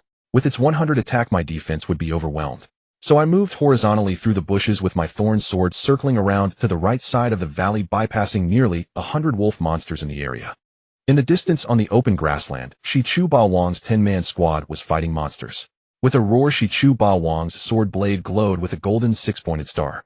With 2 rapid swoosh strikes, he slashed a wild plain wolf, taking out nearly 300 HP. Damn, a full-strength swordsman's damage was truly impressive. Especially that combo skill, flashy and powerful. I was envious. Looking at my own skills besides Sword Ripple, they were all healing skills. For an offensive skill, I would have to create my own later. But creating a skill wasn't easy. Without sufficient insight and practice, it was impossible to comprehend. In fact, only a couple of people in the entire game had created their own skills so far. Forget it. Let's focus on making money first, take it slow. As long as I have a positive and ambitious heart, this era belongs to me. I gave a wide berth to Shi Chu Ba Wang's training squad and entered the eastern part of the 7-Star Valley. Treading on the soft grass, I strolled through the woods. Before long, I spotted a glimmer of light on the rocks ahead. My heart stirred. Excellent, I finally found the 7-Star Grass. I rushed forward with my sword. Sure enough, a herb emitting a 7-colored glow grew among the rocks, hanging like grapes. It was the level 3 herb 7-Star Grass. After gathering countless silverleaf herbs, my herbalism skill was already LV3. I immediately took out my herb trowel and carefully dug along the roots of the 7-Star Grass. This was the basic principle of herb gathering. As mentioned in Dreamstream essays, the essence returns to its roots. The medicinal parts of many herbs are in the roots. As for the 7-colored grapes of this 7-Star Grass, I'll just pick them all. As the digging was completed, a chime echoed. Ding. System notice, congratulations, you have obtained 7-star. Indeed, by gathering it with the roots, I got 2 portions. Well, let's continue. It seems I'm not too far from my grand plan of crafting level 3 pills. The moment I uprooted the 7-Star Grass, I heard a low growl behind me. I turned around. Damn. A wild plain wolf, a level 18 monster, had spawned about 10 meters behind me and had already aggroed. I had to kill it. I raised my hand, and with a clang I drew the thorn sword. I immediately activated Sword Ripple, increasing my attack power by 10. With 117 attack and with level and equipment boosts, this 10 attack increase was indeed crucial. That's why Sword Ripple was ranked as an S-level self-created skill. SS is only second to SSS, making it a near-godly skill, right? It lunged at me once, and my thorn sword cracked against its forehead. 142. What a power! At the same time, the wolf swung its claws, which glowed with crimson energy. Its claw rend LV2 came striking directly into my shoulder. A searing pain shot through me. The 100 pain sensation was no joke. It felt like being hit with a brick in the shoulder in real life. My HP also dropped by 119 points. I raised my hand and cast a hemostasis to restore 100 HP. I continued to attack with 2 consecutive sword strikes while trying to sidestep, predicting the wolf's attack trajectory. However, I was still a bit slow. The system lag prevented me from dodging, and I took another 71 HP damage. Indeed, when the monster doesn't use a skill, it doesn't hurt as much. I tried to dodge again and again, but failed every time. Eventually, I accepted my fate. The wild plain wolf's agility was far superior to mine. No matter how skilled a player is, stats will always counter them. I stopped dodging. It was futile and humiliating. With a final howl, the wild plain wolf fell. I picked up the copper coins and turned to leave. Soon I realized that 7-Star Grass tended to grow attached to rocks. So I just needed to circle the valley along the rock faces. As long as I wasn't too unlucky, I shouldn't run into Shi Chu Ba Wang and his group. In the valley, standing still, a giant wolf's corpse lay beneath his feet, still warm. Summoning the alchemy interface, he selected the 7-star pill option, placed 3 portions of 7-Star Grass, 3 portions of spirit reviving water, and an alchemy furnace, then confirmed the synthesis. Soon a ding sounded, and the system notified him, you successfully refined a 7-star pill, alchemy proficiency 1. As the first player to refine a 7-star pill, you receive a reward charm 1. Excellent, another point of charm earned. Though its purpose remains unknown, it must be valuable. Since I can't be the first to reach level 20 or master a level 3 combat skill, I'll focus on alchemy. At least in this craft I can stand unrivaled, and that is enough. Storing the 7-star pill, he picked up his thorn sword and pressed on slaying wolves along the way and gathering all the 7-star grass in 7-star Valley into his pack. This feeling of harvest was truly satisfying. After nearly 2 full hours, the 7-star grass in his pack had reached 112 portions. However, to push his alchemy to level 4, this amount was far from sufficient. Advancing from skill level 3 to 4 required 1,000 proficiency points, which in reality meant 3,000 portions of 7-star grass. Moreover, the consumption of alchemy furnaces and spirit reviving water was immense, making it an extraordinarily laborious and costly endeavor. This was precisely why only major guilds could nurture top-tier production class players. Without such manpower and resources, leveling up such skills was impossible. My advantages were self-evident. I could both fight and heal, and my consumables were mana-restoring pills that I could produce myself. The entire leveling consumption chain was in my hands. Furthermore, after selling the silver feather bird, I possessed nearly 20 gold coins, which served as my capital to rush level 4 alchemy. At this stage, 20 gold coins were an insurmountable fortune. Continuing onward, I had reached the heart of 7-Star Valley. As I advanced, the sparse grass thinned further, and the sound of wolf howls grew incessant. When I climbed a low hill, the sight before me startled me. At least 100 level 18 wolves were clustered in the small valley ahead, raising their heads to howl. They surrounded a wolf king draped in golden fur. It was a level 20 gold tier boss sitting proudly. Behind it loomed a massive cave, undoubtedly the wolf king's lair. Licking my lips, I knew killing the wolf king was out of the question with so many minions around. However, exploring the wolf king's cave was a possibility. There might be rare herbs inside, but walking straight in would mean being devoured by the pack before reaching the entrance. Perhaps I should check the rocky cliffs above the cave for an opportunity. Climbing the green rocks, I ascended the mountain. I noticed that the closer I got to the wolf king's cave, the denser the 7-star grass became. Delighted, I gathered them one after another. In less than 10 minutes, I had collected another 100 portions of 7-star grass. With a crack, the thorn sword carefully pierced the rock layer, digging through the fine soil for 7-star grass. My attitude was meticulous, much like a young man tenderly caring for his girlfriend. With a rustle, as I pulled up a 7-star grass plant by its roots, the mud and sand at the base suddenly slid down, all of it tumbling into the earth below. Had I dug through? Astonished, I lay flat on the ground and peered down. I could faintly see a glimmer of light. Could this be the interior of the Wolf King's cave? If so, I might have a chance to enter it. A level 20 gold boss. If I entered its lair, would there be various treasure chests? Opening one might yield divine weapons like the 8 Desolation Blade. My heart pounded uncontrollably. Opportunity knocks. I pulled out the thorn sword and began digging fiercely at the rock layer below. The hole grew larger and larger. As I excavated, the soil between the rock fissures cascaded down with rustling sounds, revealing one opening after another. Clang. The blade struck the rock layer, causing a bang as a soccer ball-sized stone plummeted down. A yelp echoed as it struck a wild wolf inside the lair. The mountain trembled, and I watched in stunned silence. Upon closer inspection, this mountain structure was extremely unstable, like a castle built by children teetering on the brink of collapse. The spot I was digging, it seemed to be a critical point. One more strike, and I suspected the entire cave would cave in. That was not what I wanted. Suddenly, shouts from players echoed in the distance. I quickly crouched behind a rock, revealing only my eyes to look over. A group emerged from the distant woods, none other than West Chu Overlord and his crew. Finally, they had fought their way here, reaching the Wolf King's domain. West Chu Overlord had even reached level 20. Damn, a level 20 swordsman with full strength investment. That's formidable. It seemed this group intended to clear their way through and slay the Wolf King. Their lineup was well-rounded: a level 19 ascetic monk with high defense and HP as the tank, 2 spirit mages as DPS, 2 wind elf archers, and a gunslinger for ranged support, and 2 healing physicians. With such a team, taking down a level 20 gold boss should pose little problem. After a moment's deliberation, I made a quick decision. I wouldn't tangle with them. I'd enter the Wolf King's cave first. I could see plenty of 7-star grass inside, all things I needed. My goal here was to refine 7-star pills, not to sabotage West Chu Overlord's boss kill. Ruining their plans would bring me no benefit. After all, I'm not the type to hold grudges.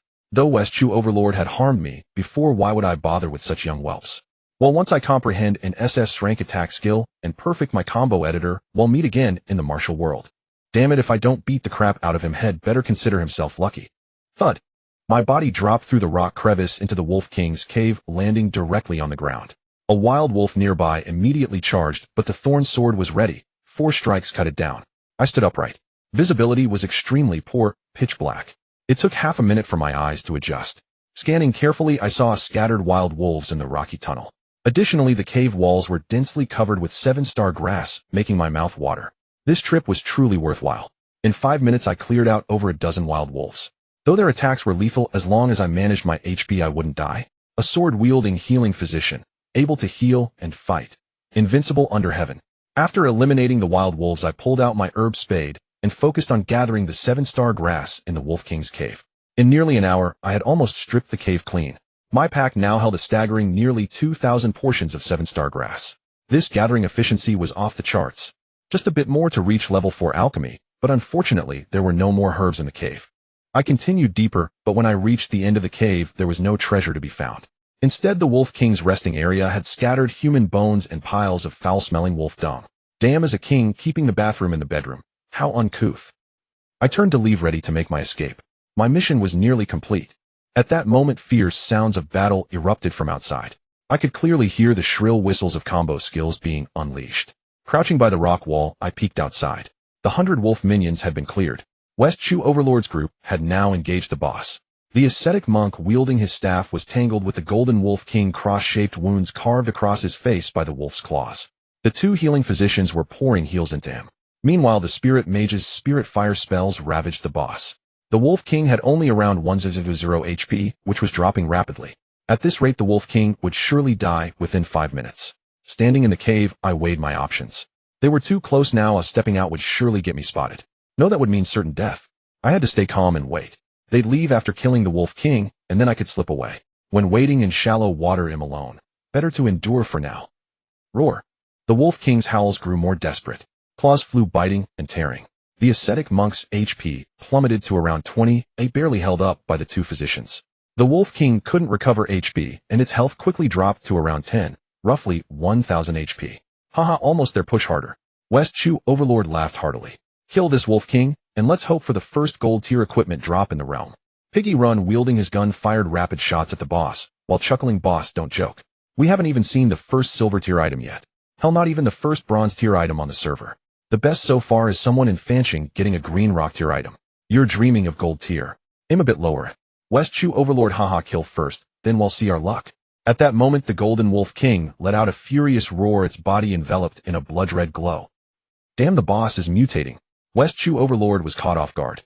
But unexpectedly, the wolf king turned and bolted toward the mountain cave. Piggy Run's eyes widened. It's not mutating, it's fleeing. Chase it. I was dumbfounded too. The wolf king's speed was blinding. It whooshed past me in an instant and charged straight into the cave. What a coward hiding in its den when it can't win. West Chu Overlord came face-to-face with me, his face turning purple with rage. Damn, that bastard carefree wanderer is here. Get him, take him down. Hum. The sword vibrated, a golden hexagram flickering above it. A combo skill was coming. Swoosh swoosh. The blade struck almost instantly. West Chu Overlord's attack was ferociously swift. In my haste, I could only instinctively dodge my feet, sliding backward.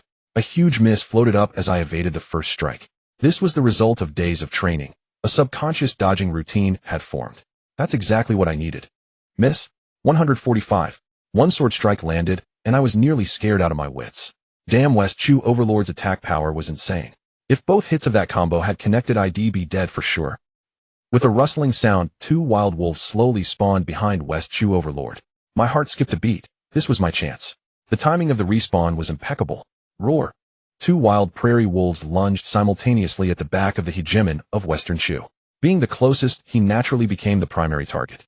Meanwhile, after a healing spell restored my vitality, I charged at him, as well, my thorn sword gleaming, as I thrust it forward in a level parallel strike. The most mundane move in my repertoire, yet one that never failed to find its mark. Slash.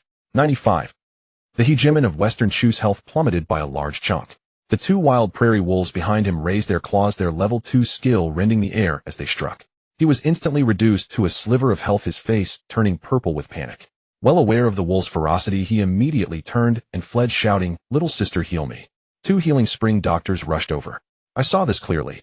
Damn it, I couldn't let those two girls top him up, or all hope would be lost. Lowering my blade, I pursued the hegemon of Western Chu. One of the female healing spring doctors surged ahead, her staff's medicine pot swirling as she prepared to cast a healing spell on him.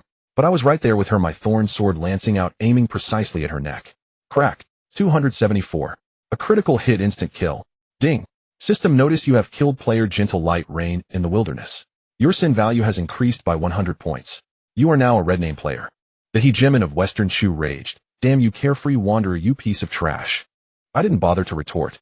After enduring a sword strike from him, I quickly cast a healing spell on myself, while my thorn sword viciously pierced the chest of the other healing spring doctor, dealing 161 points of damage. A pure cloth armor class with all points in spirit, she simply couldn't withstand my attack power. With an attack interval of 1.5 seconds. As my second strike came, the girl was still staring with her mouth agape, never thinking to interrupt with a heal. She let out a whimper and fell once more. Bang! A gunshot rang out. At the cave entrance, Little Pig Runs Fast was holding a musket, taking a long-range shot at me that cost 74 health. At the same time, the hegemon of Western Chu's attack came again, fierce and unrelenting. 111. I retreated swiftly, casting another healing spell as I moved back. Using my familiarity with the terrain, I navigated the cave as if on flat ground. The hegemon of Western Chu and his group were momentarily blinded, their vision utterly useless in the dark space. This was my only chance. I had to act now. Boss. Two Wind Elf archers rushed in as well. I sidled over my blade flashing as I dispatched one of them with 2 quick cuts. Simultaneously an arrow pierced my chest, bringing my health to critical lows. My level 2 healing spell couldn't keep up. I immediately retreated. Having killed 3 already, it was wise to quit while ahead of dying here would be a terrible loss. The hegemon of Western Shu regained his sight and charged forward, bellowing in fury. Carefree wanderer, you bastard, stand still. I swear I'll grind your bones to dust. A smirk touched my lips. If that's how it's going to be, don't blame me for being merciless. Slap. With bare feet, I leaped onto the rocks and scrambled up the crevice I had descended from earlier. Below, the hegemon of Western Shu and his group followed in hot pursuit. 7 people, arrows whistling coldly, seeking to take my life. Emerging from the cave, ignoring the blinding sunlight, I turned and drove my sword into the blue rock behind me. This was a critical load-bearing point, one that supported almost the entire mountain cave. Clang!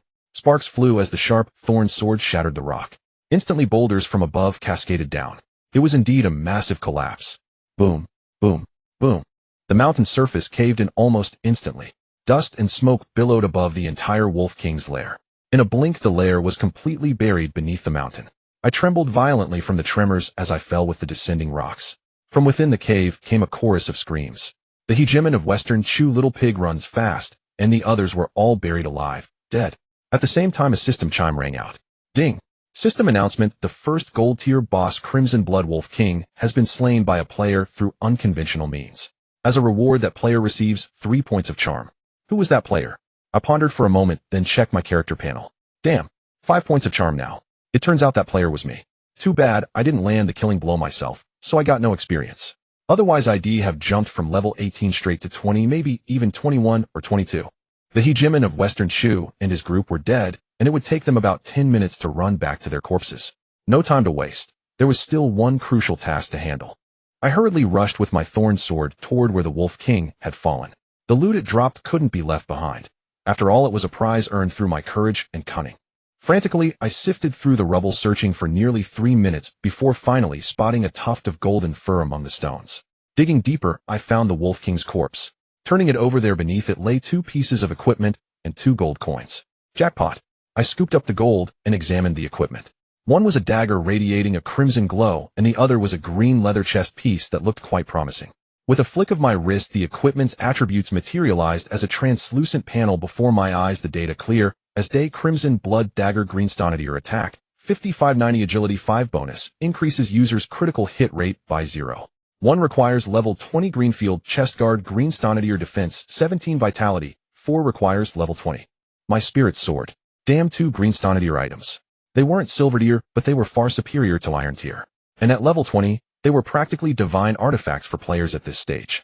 I was rich. Note the equipment tier ranking in Destiny is from lowest to highest: iron tier, green stonadier, bronze tier, silver tier, gold tier, purple mist tier, spirit feather tier, heaven's wing tier, sacred glow tier, immortal mist tier, and epic god tier. I stowed the Crimson Blood Dagger and Greenfield chest guard into my pack and immediately made my exit, melting into the forest along the mountain range until I vanished from sight. Even if the hegemon of Western Shu and his crew revived and came looking, they'd never find me.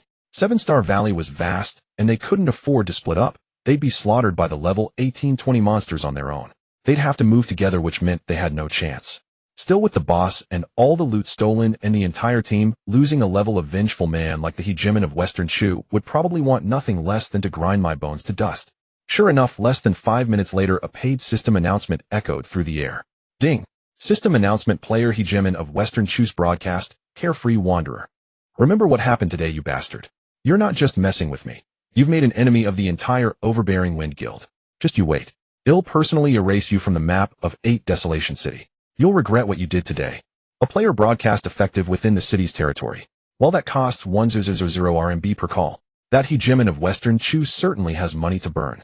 Carrying my red name, I continued to hunt monsters. Each kill reduced my sin value by 1 point. I needed to slay 300 wolves to clear my name. But that was fine. This was exactly what I wanted. I could level up while clearing my red name. I hadn't gone far when a ding signaled an incoming friend message. My friends list had only one person, the vice leader of the Prague Guild, that stunning beauty who could captivate at first sight, the assassin girl Yu Qingxian. Carefree, what on earth did you do to provoke those rabid dogs from Overbearing Wind? She asked. I thought for a moment and replied, we had some minor grudges back in the novice village. Not long ago, we ran into each other again on a map within 8 Desolation City territory. Oh, judging by your level, you didn't die? But your name's red. Did you kill some of them? Yu Qingqian asked. Yeah, killed 2 healing spring doctors and 1 archer. Yu Qingqian seemed genuinely surprised. Wow, impressive. If I'm not mistaken, you're also a healing spring doctor. What kind of attack power do you have to take down 3 people? And the last time I saw you, you were wielding a sword. Are healing spring doctors a DPS class now?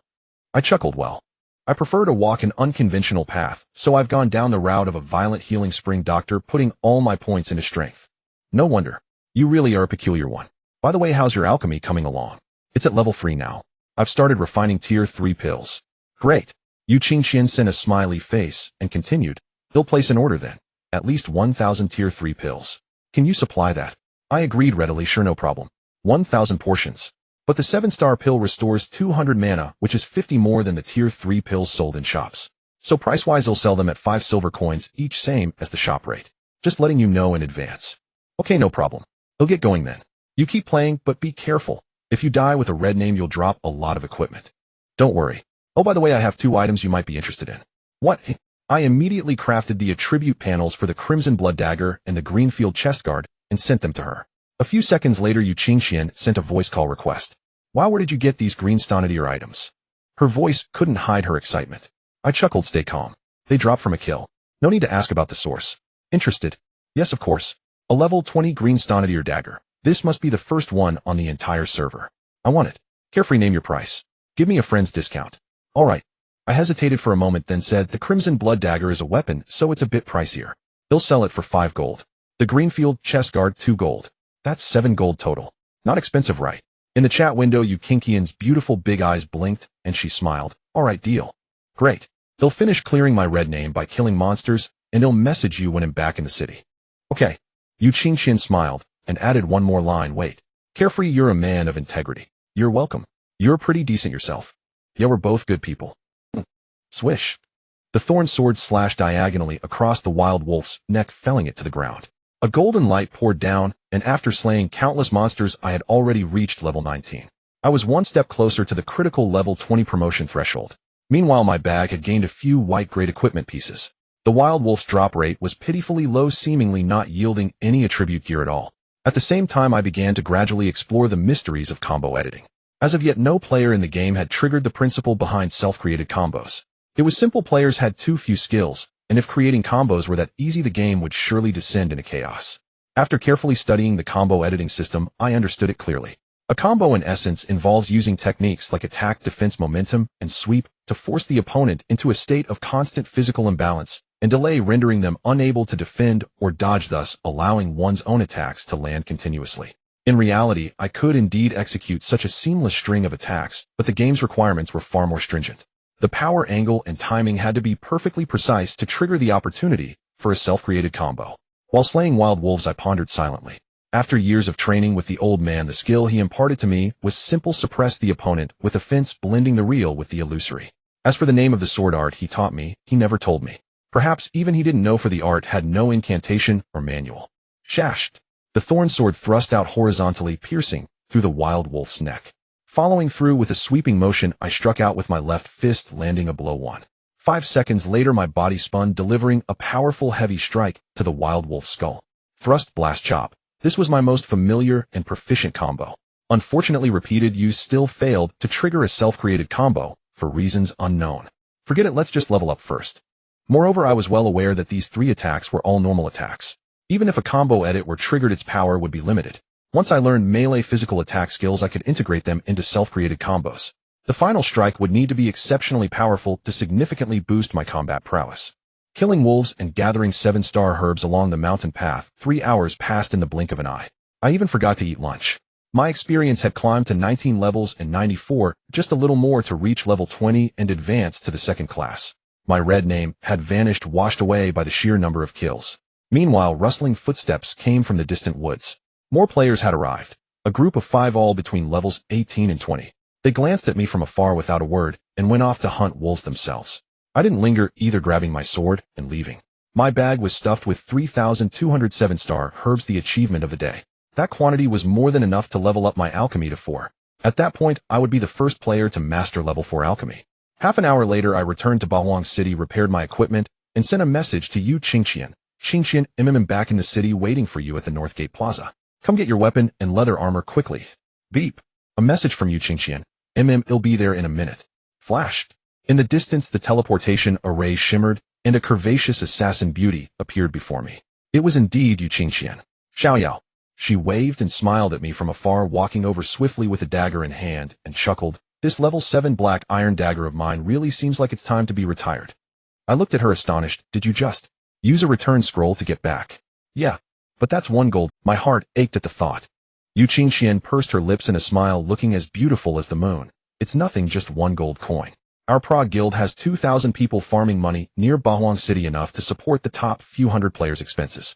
Besides, you Xiaoyao's I have long been a VIP in my friend list. When you call, how could this little woman not come at your beck and call? My old face flushed red. I really can't bear such kindness.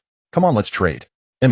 Opening the trade interface, I placed the bloodthirst dagger and green wild chest armor on it, while Yu Qingqian put up 7 gold coins. She was exceptionally generous. This Prague guild was indeed wealthy and powerful. Curious, I asked, Qingqian, how many people are in your Prague guild exactly? Yu Qingqian blinked and laughed lightly. We have 400 registered online, but many didn't get headsets. Only 2,700 entered the first public beta, all in Bahuang City. The city currently has about 600 players, and we Prague have 2,700 of them. Saying this, Yu Qingqian gave me a meaningful look and smiled. Xiaoyao, why don't you just join us? Look, you've offended those mad dogs from Xiongba Fengyan. You're alone, isn't it lonely? Join Prague. They'll have a word with our leader, and we'll go wipe out Xiongba Fengyan together. My heart stirred, but I quickly dismissed the thought of joining Prague, saying, no thanks, I'm used to being alone. Besides, I don't adapt well to taking orders. Let's leave it at that. Yu Qingqian continued, see, you're level 19, and will soon be level 20 and promote. Then you can learn the level 20 healer's life heal and stasis skills, exactly the high-end talent Prague lacks. I couldn't help but laugh. Alright Qingqian, stop trying to persuade me. Keep selling it, and I'll think you're an insurance agent. Yu Qingqian let out a silvery laugh. Okay, fine. So are you starting to refine the 7-star pills now? Are you going to watch me refine here, or come back later? Flashed. Yu Qingqian drew the bloodthirst dagger from her waist, waved it in front of me, and smiled. The bloodthirst dagger has such high attack. They'll head out of the city to kill some monsters first. When you're almost done refining, send me a message 10 minutes in advance, and I'll come back to find you. How about that? Deal. Watching Yu Qingqian leave, I immediately turned and went to the material merchant, buying large quantities of spirit refining water and alchemy furnaces. Each level 3 pill consumed 3 spirit refining waters and 1 alchemy furnace, costing a total of 50 copper coins, equivalent to 0.5 silver coins. Yet each pill could be sold for 5 silver coins. This was an absolutely astronomical profit margin. Yes, the chance to make a fortune had arrived. Summoning the alchemy interface and synthesizing. System, notice you have successfully refined 7-star pill X1A alchemy proficiency 1. System, notice you have successfully refined 7-star pill X1A alchemy proficiency 1. System, notice you have successfully refined 7-star pill X1A alchemy proficiency 1. System, notice you have successfully refined 7-star pill X1A alchemy proficiency 1. My proficiency steadily climbed, and the feeling was fantastic. After nearly 2 hours of continuous refining, both my bag and warehouse were finally stuffed with 7-star pills. Then amidst a chime, the task was gloriously accomplished. Ding! System, notice congratulations, your alchemy skill has reached LV4. As you are the first player to master alchemy LV4, you receive a reward of 4,000 experience points and 2 charm points. A golden light poured down, and I naturally ascended to level 20, finally reaching the level eligible for the class promotion. I allocated all my points to strength, completely refreshing my attributes. Xiaoyao's Zai Apprentice Healer level 20, attack 126, 137, defense 64, health 290, mana 260, charm 7. I continued refining while sending a message to Yu Qingqian. By the time she gracefully entered from the north gate holding the bloodthirst dagger, my materials were nearly depleted. All done? She asked with a smile. Want 3,000 portions. Oh wait a SEC, let me get some money. Alright. A few minutes later, a level 21 wind elf man descended from the sky carrying a longbow. He was a promoted archer. He pulled out a money pouch, tossed some gold coins to Yu Qingqian, then looked at me and smiled. So this is the sword-wielding healer you mentioned, Qingqian. Indeed, meeting in person doesn't live up to the reputation. My mouth twitched. Hello. Alright, I'm off. The team needs me. He gripped his longbow, stamped his feet on the ground, and launched himself into the air again, flying straight out of the city. Tisk tisk, the wind elf racial trait was indeed formidable, able to fly and run. Opening the trade interface, I split the 3,000 portions of medicine into 5 trades of 600 each. Yu Qingqian was very meticulous, giving me 30 gold coins, each time totaling 150 gold coins. When this hefty sum of 150 gold coins was in my hands, my total gold reached 150. I had previously spent about 15 gold on alchemy furnaces and spirit refining water, and I had earned it all back in one go. Seeing my satisfied expression, Yu Qingxian chuckled softly. Xiaoyao, you're probably the richest player in all of Bahuang City right now. Have you thought about how you're going to spend all that money? I pondered for a moment. Didn't Destiny open the player trading system? Yeah, are you going to sell your gold? Yes, taking advantage of the current high exchange rate. Makes sense. Yu Qingxian smiled slightly. The rate on the treasure pavilion is about 1 gold coin for 20 renminbi. Those 150 gold coins can get you a pretty penny. Are you really short on cash in real life? I nodded without hesitation. Desperately short. In my circle of friends, am known as the god of poverty. Quite the god of poverty indeed. Well then, I wish you great wealth in the future. Thanks. After receiving the pills, Yu Qingxian didn't leave immediately. She tilted her head and looked at me. Xiaoyao, you're level 20 now. Why don't you go get your class promotion quest? They'll help you with the quest. I thought for a moment, preferring not to ask for help, and said, no need. I believe my abilities are sufficient to complete the quest on my own. If I really can't handle it, I'll call you. You're the vice leader of Prague. I can't just casually trouble you. All right then. Yu Qingxian turned and left. I, on the other hand, logged onto the official website and entered the Treasure Pavilion system, a trading venue bridging the virtual and real worlds. Naturally, there were people selling gold there. A quick scan showed many selling 1 gold for 30 renminbi. I couldn't be that unscrupulous, so I confirmed the sale of 100 gold coins for 2,500 renminbi, hoping someone would buy it. Clapping my hands after consigning the gold, it was time to go for the class promotion. The healer's level 20 skills were waiting for me.